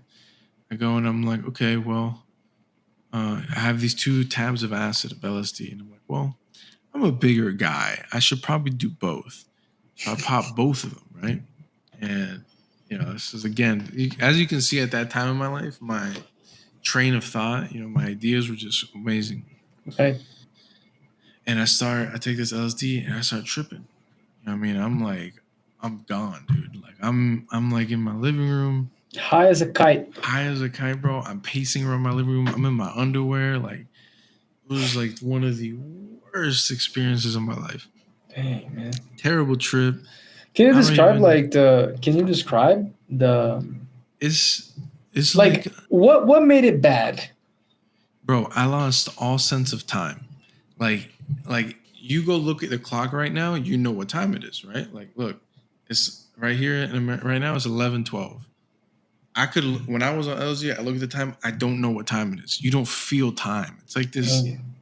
Is this like this? It's hard to explain. It's just like this feeling. You lose all sense of reality. It's just like you're not like, bro, you're not there. Like you lose all sense of reality. I couldn't tell time. I didn't know what day it was. Dude, I was like gone. My body was here, but I was somewhere else. You know what I mean? Right. And I'm like, and the thing with LSD is it's not a short trip. It lasts hours. I've heard about that. So I'm like tripping in my room, in this apartment. I'm like pacing around or whatever. And I go, and one thing leads to another. I start hitting the peak. My mom calls me, middle of like me tripping. Oh no, like, not the mom call, man. She said, and I'm like an idiot. I answered. And my mom's like, yo, she's like, don't forget to help your dad do this and this. I'm like, blah, blah, blah, blah, blah, blah. I'm just like, I can't speak. She's like, what's wrong with you? What's wrong? And that starts to like sober me up at this point. And, right. I did this. Well, I'm sorry this happened. I started to sober up. And, I started to get back into like reality. And after that, like what that thing did to me, even though it was a terrible trip, it like put me in this place where I thought I knew it all. I thought I had all the answers. I thought I was the Buddha. I was like, oh my gosh, I have the keys to the universe. I got it all figured out. And then around this time, I'm 21. This is going into the summer, leading into my 22nd birthday. And then something in the back of my mind starts nagging me. Like I should, like, about my dad, my paternal father. And like, maybe I should reach out for him. Or just getting curious about him. So I start calling people that knew my dad. And like at that time when he went to prison, the people that helped my mom, like asking them about him. And I call that American family that helped my mom. And I'm asking them questions like, about my dad. And she's like, so where do I ask him this? And I was like, I feel like I'm supposed to. It's not, but she's like, look, Ernest Junior, because like I was named after my dad, so like my family calls me Junior. That's how she knew me. She's like, Junior. She's like, look, you need to find a church. You need to find a place to go. You need to start. Like, she was trying to like, evangelize me. And I was like, not having it. I was like, look, wow, like I don't want to hear all this. So, and it was hang up. And I was just trying to get some info on my dad, whatever. Keeps going. At that point, we move out of downtown and we move into like kind of like the suburbs outside of the city. And I'm working at Whole Foods. You and Michelle, right? Yeah, me and this girl. And we move in. Her dad buys this house. We move into this house.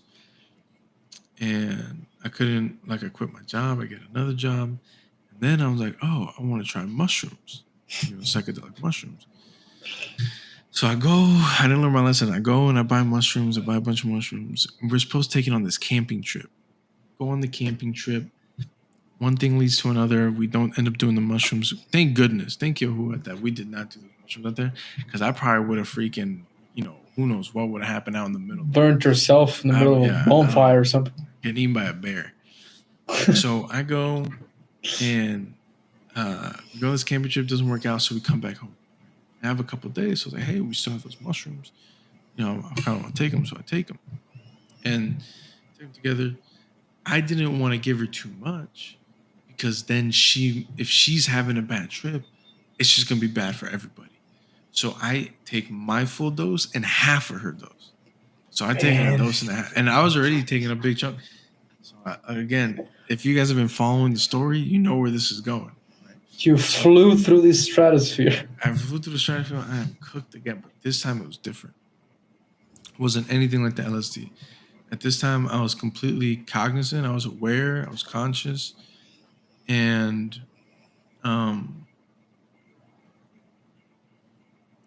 the best way to describe it is like you just walking, like you just sitting in your chair right now. And it's like if the earth just opened up and swallowed you. Like that's what it feels like. Like I started seeing my life for what it was. I was like, oh my gosh, I'm a loser. I'm like a bum. Like, I'm not doing anything with my life. I was like 22 at the time. So I was like, what am I doing? I started thinking about death. I'm like, oh my gosh, I'm going to die one day. I start having all these existential questions. Like, what is the meaning? Why am I here? What am I supposed to do? Why is anybody here? And I just start having this terrible trip. Like it's all in my brain. Like I'm sitting on the couch trying to play it cool. And in my brain, I'm like dying. Losing my mind. And just like thinking about all this, like dying and like, what am I doing here? Is there a God? Is there not? Blah, blah, blah. And I just remember that night praying, not praying, but just I was like, all I gotta do is go to sleep. I'll wake up, everything will be cool, I'll be sober, blah, blah, blah. So that night, I go to sleep, I wake up, but I was sober, but like the thoughts wouldn't leave me. You know what I mean? Like the thoughts of dying, like what am I doing with my life? I'm a loser, I haven't done anything, I'm just a bum. I need to do something with my life. And that next day, I just started thinking to myself, I was like, all right, like, what is the meaning of all this? I was like, okay. So I remember sitting there talking to myself. I was like, well, it's one of two things, right? I was like, either there's a God or there isn't.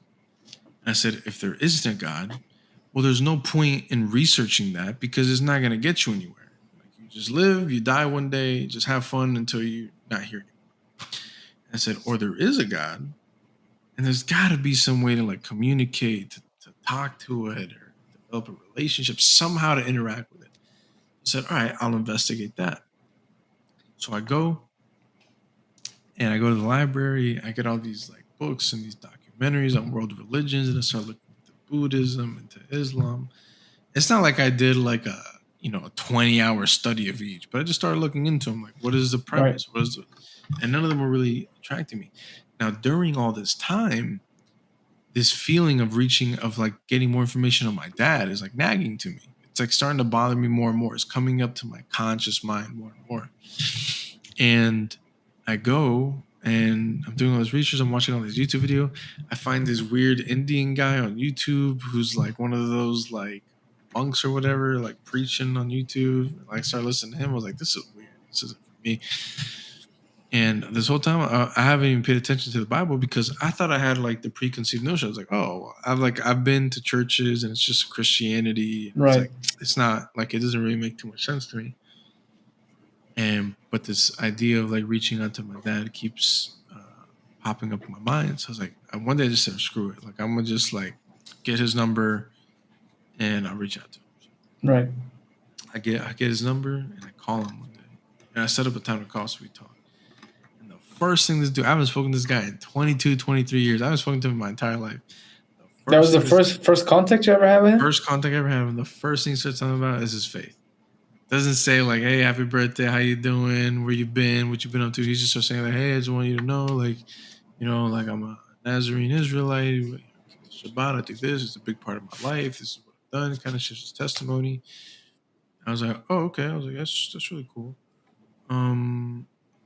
I was like, all right. And but then he started telling me all this stuff. It's like he keeps the Shabbat, but he believes in the Messiah. And like, so I was like, oh, so I was like, so you're a Jew? He's like, no. Like, I believe in the Messiah.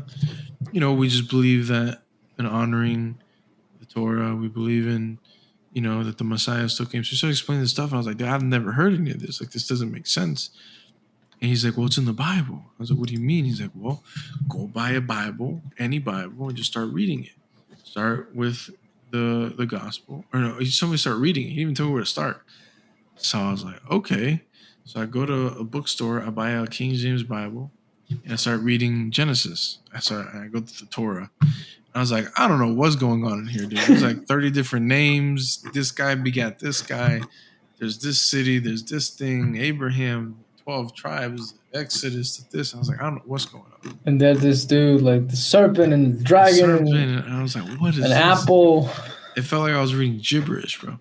So I go and I started talking to him, once or twice a week, asking him all these questions. He'd answer my questions. And then one day he's like, well, you have a lot of questions. He lives in the middle of nowhere, Colombia. He's like, he can't really get much time. He's like, but I know this guy who helped me a lot when I was like starting my walk. His name is Moshe. Like he lives in Florida. He's like, he lives in North Florida or something like that. you can like look him up, find him. I said, okay. So I go, I look him up, and I find his website. Right. Bro, I go on that website. So like, I love him, but at that time, it looked like cult website. Like it just looked like it came straight out of the 1970s. Right. So I said, X, I ain't coming back here. This is like weird. So I ignore it. Whatever. And I just go to start reading on my own. I go back to the Torah and I start reading the Torah again. And then like a couple of weeks go by and I'm just like, man, like let me go back to this website. Let me see what's going on over here. Let me give it a second chance real quick. Go on his website and I start reading through. I'm like, okay. And then I see they got a YouTube channel. So I go on the YouTube channel and start seeing, and this day happened to be a Shabbat, it happened to be Saturday. And they're live. So I go and I catch the end of the service and I go in like the little comment section. I'm like, hey, can I ask a question? And they thought I was my dad because my dad and I have the same name. Right. Legal name, right? His name is Ernesto. And they're like, oh, Ernesto, welcome back. We haven't talked to you in years. How have you been? How's your kids? I'm like, dude, I ain't got no kids. Like, what are you talking about? And I was like, no, that's my dad. I'm his son. We just share the same name. I'm like, oh. He's like, well, we don't really answer questions on Shabbat, but email me, and I can answer some of your questions. I said, okay. So I sent him an email, and I still have the email chain to this day. I sent him like a laundry list of questions, bro. Me too, man. I was like, bro, I had them packed up, ready to go. Like I had like a bunch ready because I didn't have anyone to ask. So I sent him like a laundry list. He starts answering my questions, and we start emailing back and forth. And so I began. So let's backtrack a little bit. So you were still cooked, had that life-changing experience with edibles of the earth. Yeah. And the thought never left you. So, what was your experience at the end of that little snippet that you picked from the service? Like, what did you see in that part that kind of made you want to go back to it or like entertain these questions? When I started reading the scriptures, like when you saw the little, like between the scriptures and the last little part of the service that you caught on that Shabbat, like.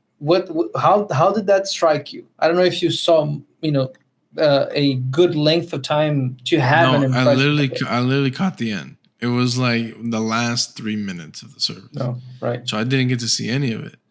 And it was just like, so I literally caught him at the end. This is like right before they do it in Shabbat. Right. It was like right before that. So that's when I asked the question, and Mariamne saw it, and she asked Shaliach.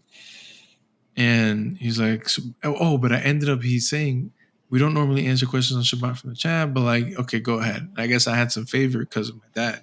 Right. So I was like, well, I'm just learning, I'm reading the Bible. I'm trying, like, what's the best way to read it? So that's when he tells me, he's like, well, I usually tell people read the Gospels a few times. After you read the Gospels, then you can go through, Genesis and start hopping around. I said, okay. And they told me to email him. So I emailed him, and then that's when I started reading the Gospels. And at this time, I still wasn't like 100% convinced. Like I was like, it was piquing my interest. I was being pulled. I was being drawn. But I wasn't like, like the hook wasn't sank yet. Right. Like, oh. I started messaging Shaliach, and we start going, asking questions, answering. And that kind of starts the beginning. I didn't know at the time, but this discipleship relationship. And then, I start reading the scriptures every day, and then I go on the YouTube channel and I just start like consuming all of his old teachings. I go on his website and I'm reading through all of his old teachings and stuff like that. And I'm doing this every single day, bro. Like whatever time I have, I'm watching a teaching, I'm listening to a teaching. I start looking at the Shabbat. Long story short, I take this trip out in Pennsylvania to like another part of the state, and I'm driving back. At this point, I wasn't like convicted yet. Right. I'm driving back home, and it's like 7:00. So like the sky is that nice, pretty pink color, that purple pink, whatever, right. At dusk. And I'm just sitting there. I'm talking to this friend on the phone, and we're just having this conversation, like, whatever. It was that friend, that Christian friend from high school, where we'd have these like, deep conversations with him. And we're talking about leadership and stuff, something like that. And we're having this conversation. And I was telling him how, like, I think like all these people on Instagram are false prophets. Like, it's a definition of false prophet. Like these Kylie Jenners, these Kanyes. I'm like, you think about it, they got millions of followers. Kylie Jenner, you got all these women who follow and try to imitate her, and they want to be like her, and they're being led astray. That's when it hit me, like it just clicked. Like it clicked in my brain, like the switch went off. I was like, oh, so when Yahusha says he is the way, the truth, and the life, and nobody comes to the Father but through him, he meant it. You know what I mean? Like that's what, and then it just made sense. I was like, that's it. Like that's when I became convicted. And that's the day that I knew that whatever these scriptures have is the truth. And there's not going to be any truth anywhere else. Like anything that there is to learning about wisdom, about Yahuwah, whatever, it's in this book, in this collection of books. And from that day on, I just became like ferocious, bro. Like, especially, when you're like in the beginning of your walk, you're just like you said, you start consuming. You're just just want to eat every single sentence. Yeah. And I just started reading every day, like for hours, and I started watching teachings, and then I'm talking to Shalom, and then I get him to start talking to me on the phone. So then he's like answering my questions on the phone, and then one day him and Mariamni, they're like, okay, well, have you accepted Yahusha? I was like, I don't know. And they explained to me, was like, no. So I got saved with them over the phone, and I just started my walk, and I started making changes in my life, started keeping the Shabbat, the Moedim, other stuff. And, long story short, that started to create a division in my relationship because I was living at that time with that woman. So it started to create a division because I was starting to turn my life, and she, was living her own life as she saw fit. She didn't care about Shabbat. She wasn't interested in following. At the time we weren't married, we were being intimate. So I made the decision, like, we're not married, we can't do this. And, I try to do it while I'm still living there, and it's not really working out. What I mean? It doesn't really Dumb work idea. like that. But I was like, maybe it could work. So then after that, I was like, okay, I need to move out. So I move out, and I get, move out, and I get my own place or whatever.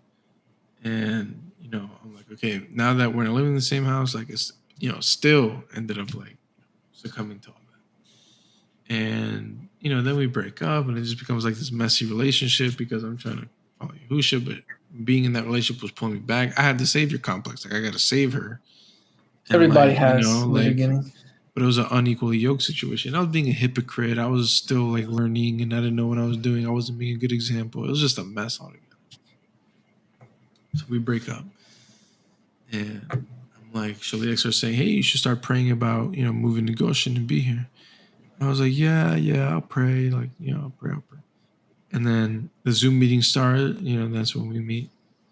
And you bring it up every once in a while. Hey, you should really pray about it. I think the Ruach, listen to the Ruach and see if he tells you to come here. If you want us to come here. I was like, yeah. But at that time, I had got promotion. I was making really good money. I was like, well, I have things here. I have like this career happening. I was like, I kind of got some stuff going on here. I don't really have anything else going on anywhere else. And I was still trying to make that relationship work for some weird reason. I remember that. I remember that part. I remember that you were in that room with the shotgun on the wall and the American flag in the background. America. I remember that. Yeah. And so I whatever I was praying. At this point, I stopped smoking weed. Like, I had quit for like a year because after I did those mushrooms, like I couldn't smoke anymore. I couldn't get high, and it would just get me paranoid. So I stopped smoking. And what happened is we were still hanging out, whatever, doing things we weren't supposed to be doing, but she still smoked weed. So one day I go over there, and, I get enticed into smoking again. I start pick up weed again after like over a year of not smoking. And I was like, well, maybe this can work. And I was thinking to myself, like, oh, I'll stay in Pennsylvania. I got a good job. I have all these things going for me. Like I got a life here. And then Yahuwah said, ha, that's so funny. And then like within a couple of days of me thinking that, I got fired from my job. So I was like, oh, okay, well, I don't have this relationship. I lost my job. So I was like, I guess I should move to Jacksonville. I was like, no, I'm gonna move to Tennessee first. So I decided to move to Tennessee. I remember that, man. I leave Pennsylvania. I go to Tennessee. You were telling, I'm remembering the stories. Like I'm reliving the whole thing. Yeah. I remember that we had that conversation that I remember you hit me up like, yo, can you hop on Discord real quick? And oh yeah, okay. What happens? What happened? Nah, man, like Shalech is telling me to move here and my car doesn't have an engine. I don't know what to do. Yeah. Well, that was after I got to Tennessee. I'm reliving the whole thing, man. Yeah. That's how it felt like when you told me. So I go to, I had, my money, my savings, I had this money saved up, and I go to Tennessee. And I end up living with the same family that when I first got to Tennessee when I was in college. And, I'm staying there. I tried to make this relationship work with a lady from Pittsburgh for a while, but it didn't. So then we finally just break it off once and for all. And then at this point, I was like, well, maybe I really like Tennessee. It's been my favorite place. I loved it. So I was like, I'm going to just stay here, I think. And just then my car explodes. Not literally, but my engine. And I had just got this car. This was a relatively brand new car. I spent all this money. I was still making payments on it. Then the engine blows. This is like in the middle of COVID. So I lose. So long story short, what ended up happening? I ran through all my savings. I had no money. I lost my job. I lost my car. I lost the relationship I had. I lost everything in my life. At the end of the day, bro, I went to my bank account. I had like $2 left. And I had to go find a job. So I go get this job at this warehouse, trying to save up or whatever. I'm like, just like, oh man, I'm backsliding. I'm not watching any of the Shabbat services. I'm not attending meetings. It's just like a mess. And, started talking to Shaliak, and I ended up getting, at that time I was talking to Elder Bob a lot. And, one day we're having this conversation one day, I forget what we were talking about, but that day's the day I was like, yeah. I was like, I need to move to Jacksonville. I was like, I don't know, to Goshen, to be part of this ministry. Right. And I was like, I don't know how I'm going to do it because I had no money, but one thing led to another. Within like a couple months of making the decision, I go move to Jacksonville, get an apartment there.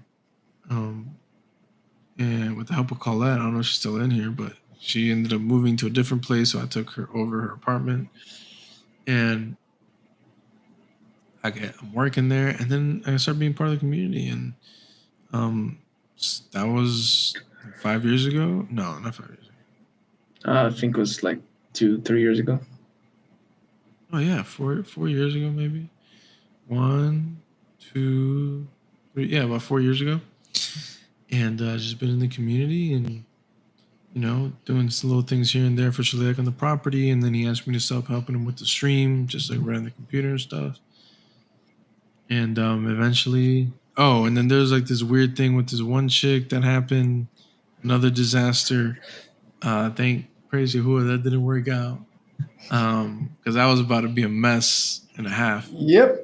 And about 6 months ago, 8 months ago, something like that. This little fine thing walks into the Zoom meeting. You know what I mean? And she caught my attention, and she was living in Spain at the time. Fast forward, we ended up talking just as friends, and we started developing this friendship. Shaliak, I go to get some counseling from Shaliak one day, and he says, hey, he's like, I think this person might be a good fit for you. I was, when I'm translating the services, I don't watch the chat because I can't focus on two things at the same time. But I would catch you, like, both of you, like, laughing with each other and doing some comments here and there and, some emoji sharing. And I was like, there's something here. And then one day, out of a sudden, like, Shaliach was talking about the old situation, that you had going on. And he was like, I think I found the person for Nehemiah. And he said, do you know who it is? Because he's always testing me for some reason. And I think I know. Is it Vanessa? And he was like, bingo. And then then you hit me up the same day, like, yo, I think Shaliach's telling me to marry this woman or something along those lines. I remember, like, I'm paraphrasing. Yeah.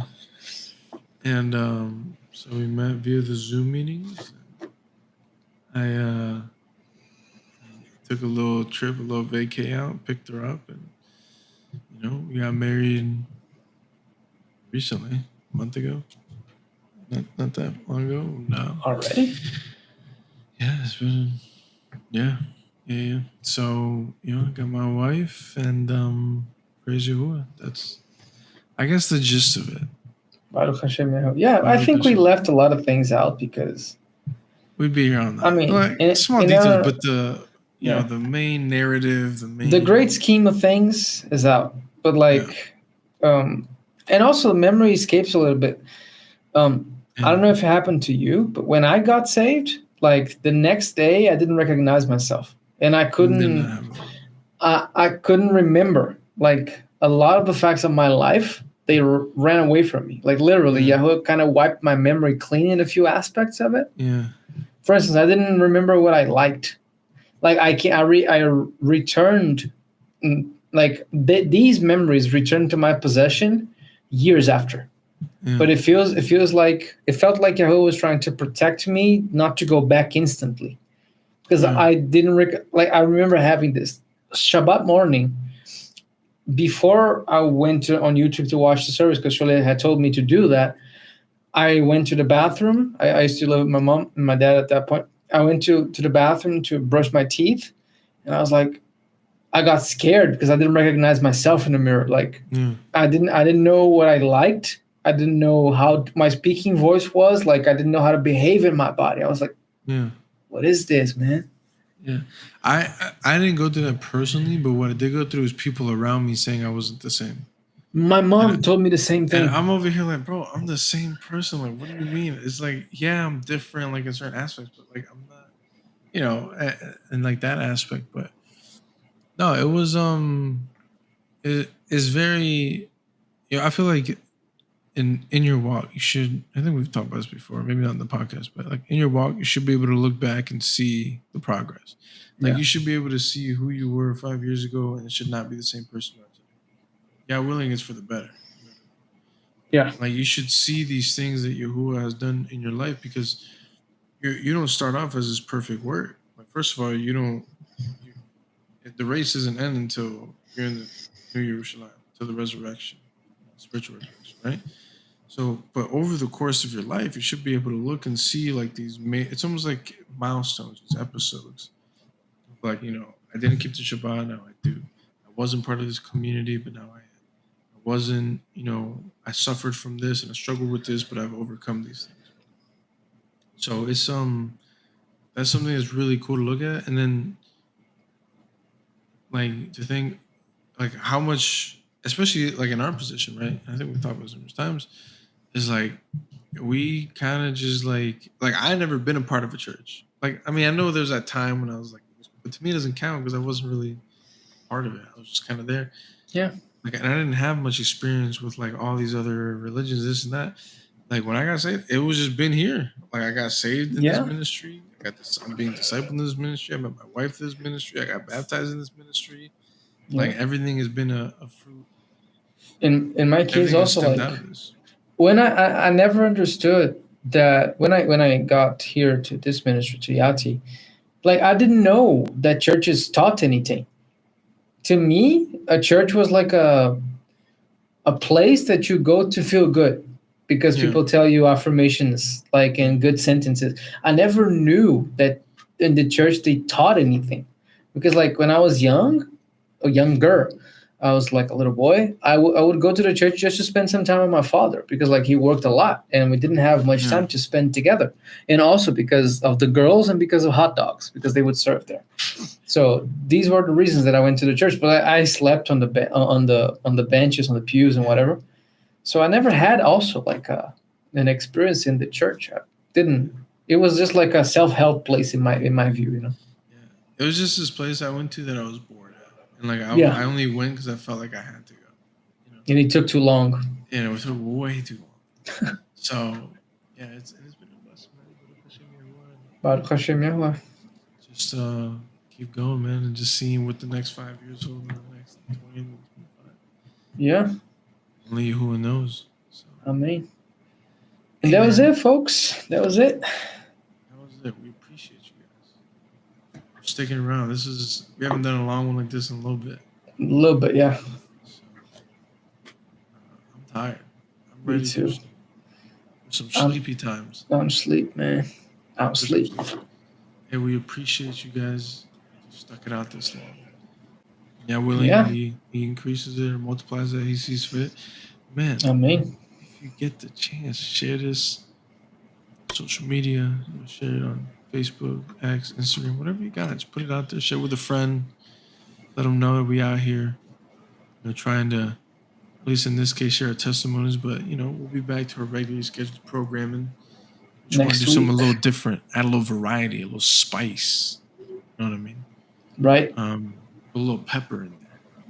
I go too crazy. We didn't put the paprika. We just put some pepper, but get some. Indeed.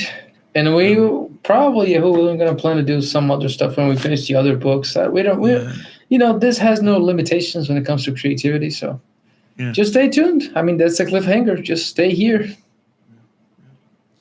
All right, guys. Love you guys. Appreciate you. Hey, don't forget to like, comment, and subscribe, man. Please. Don't forget. We love you. We appreciate you guys. Catch you on the next one.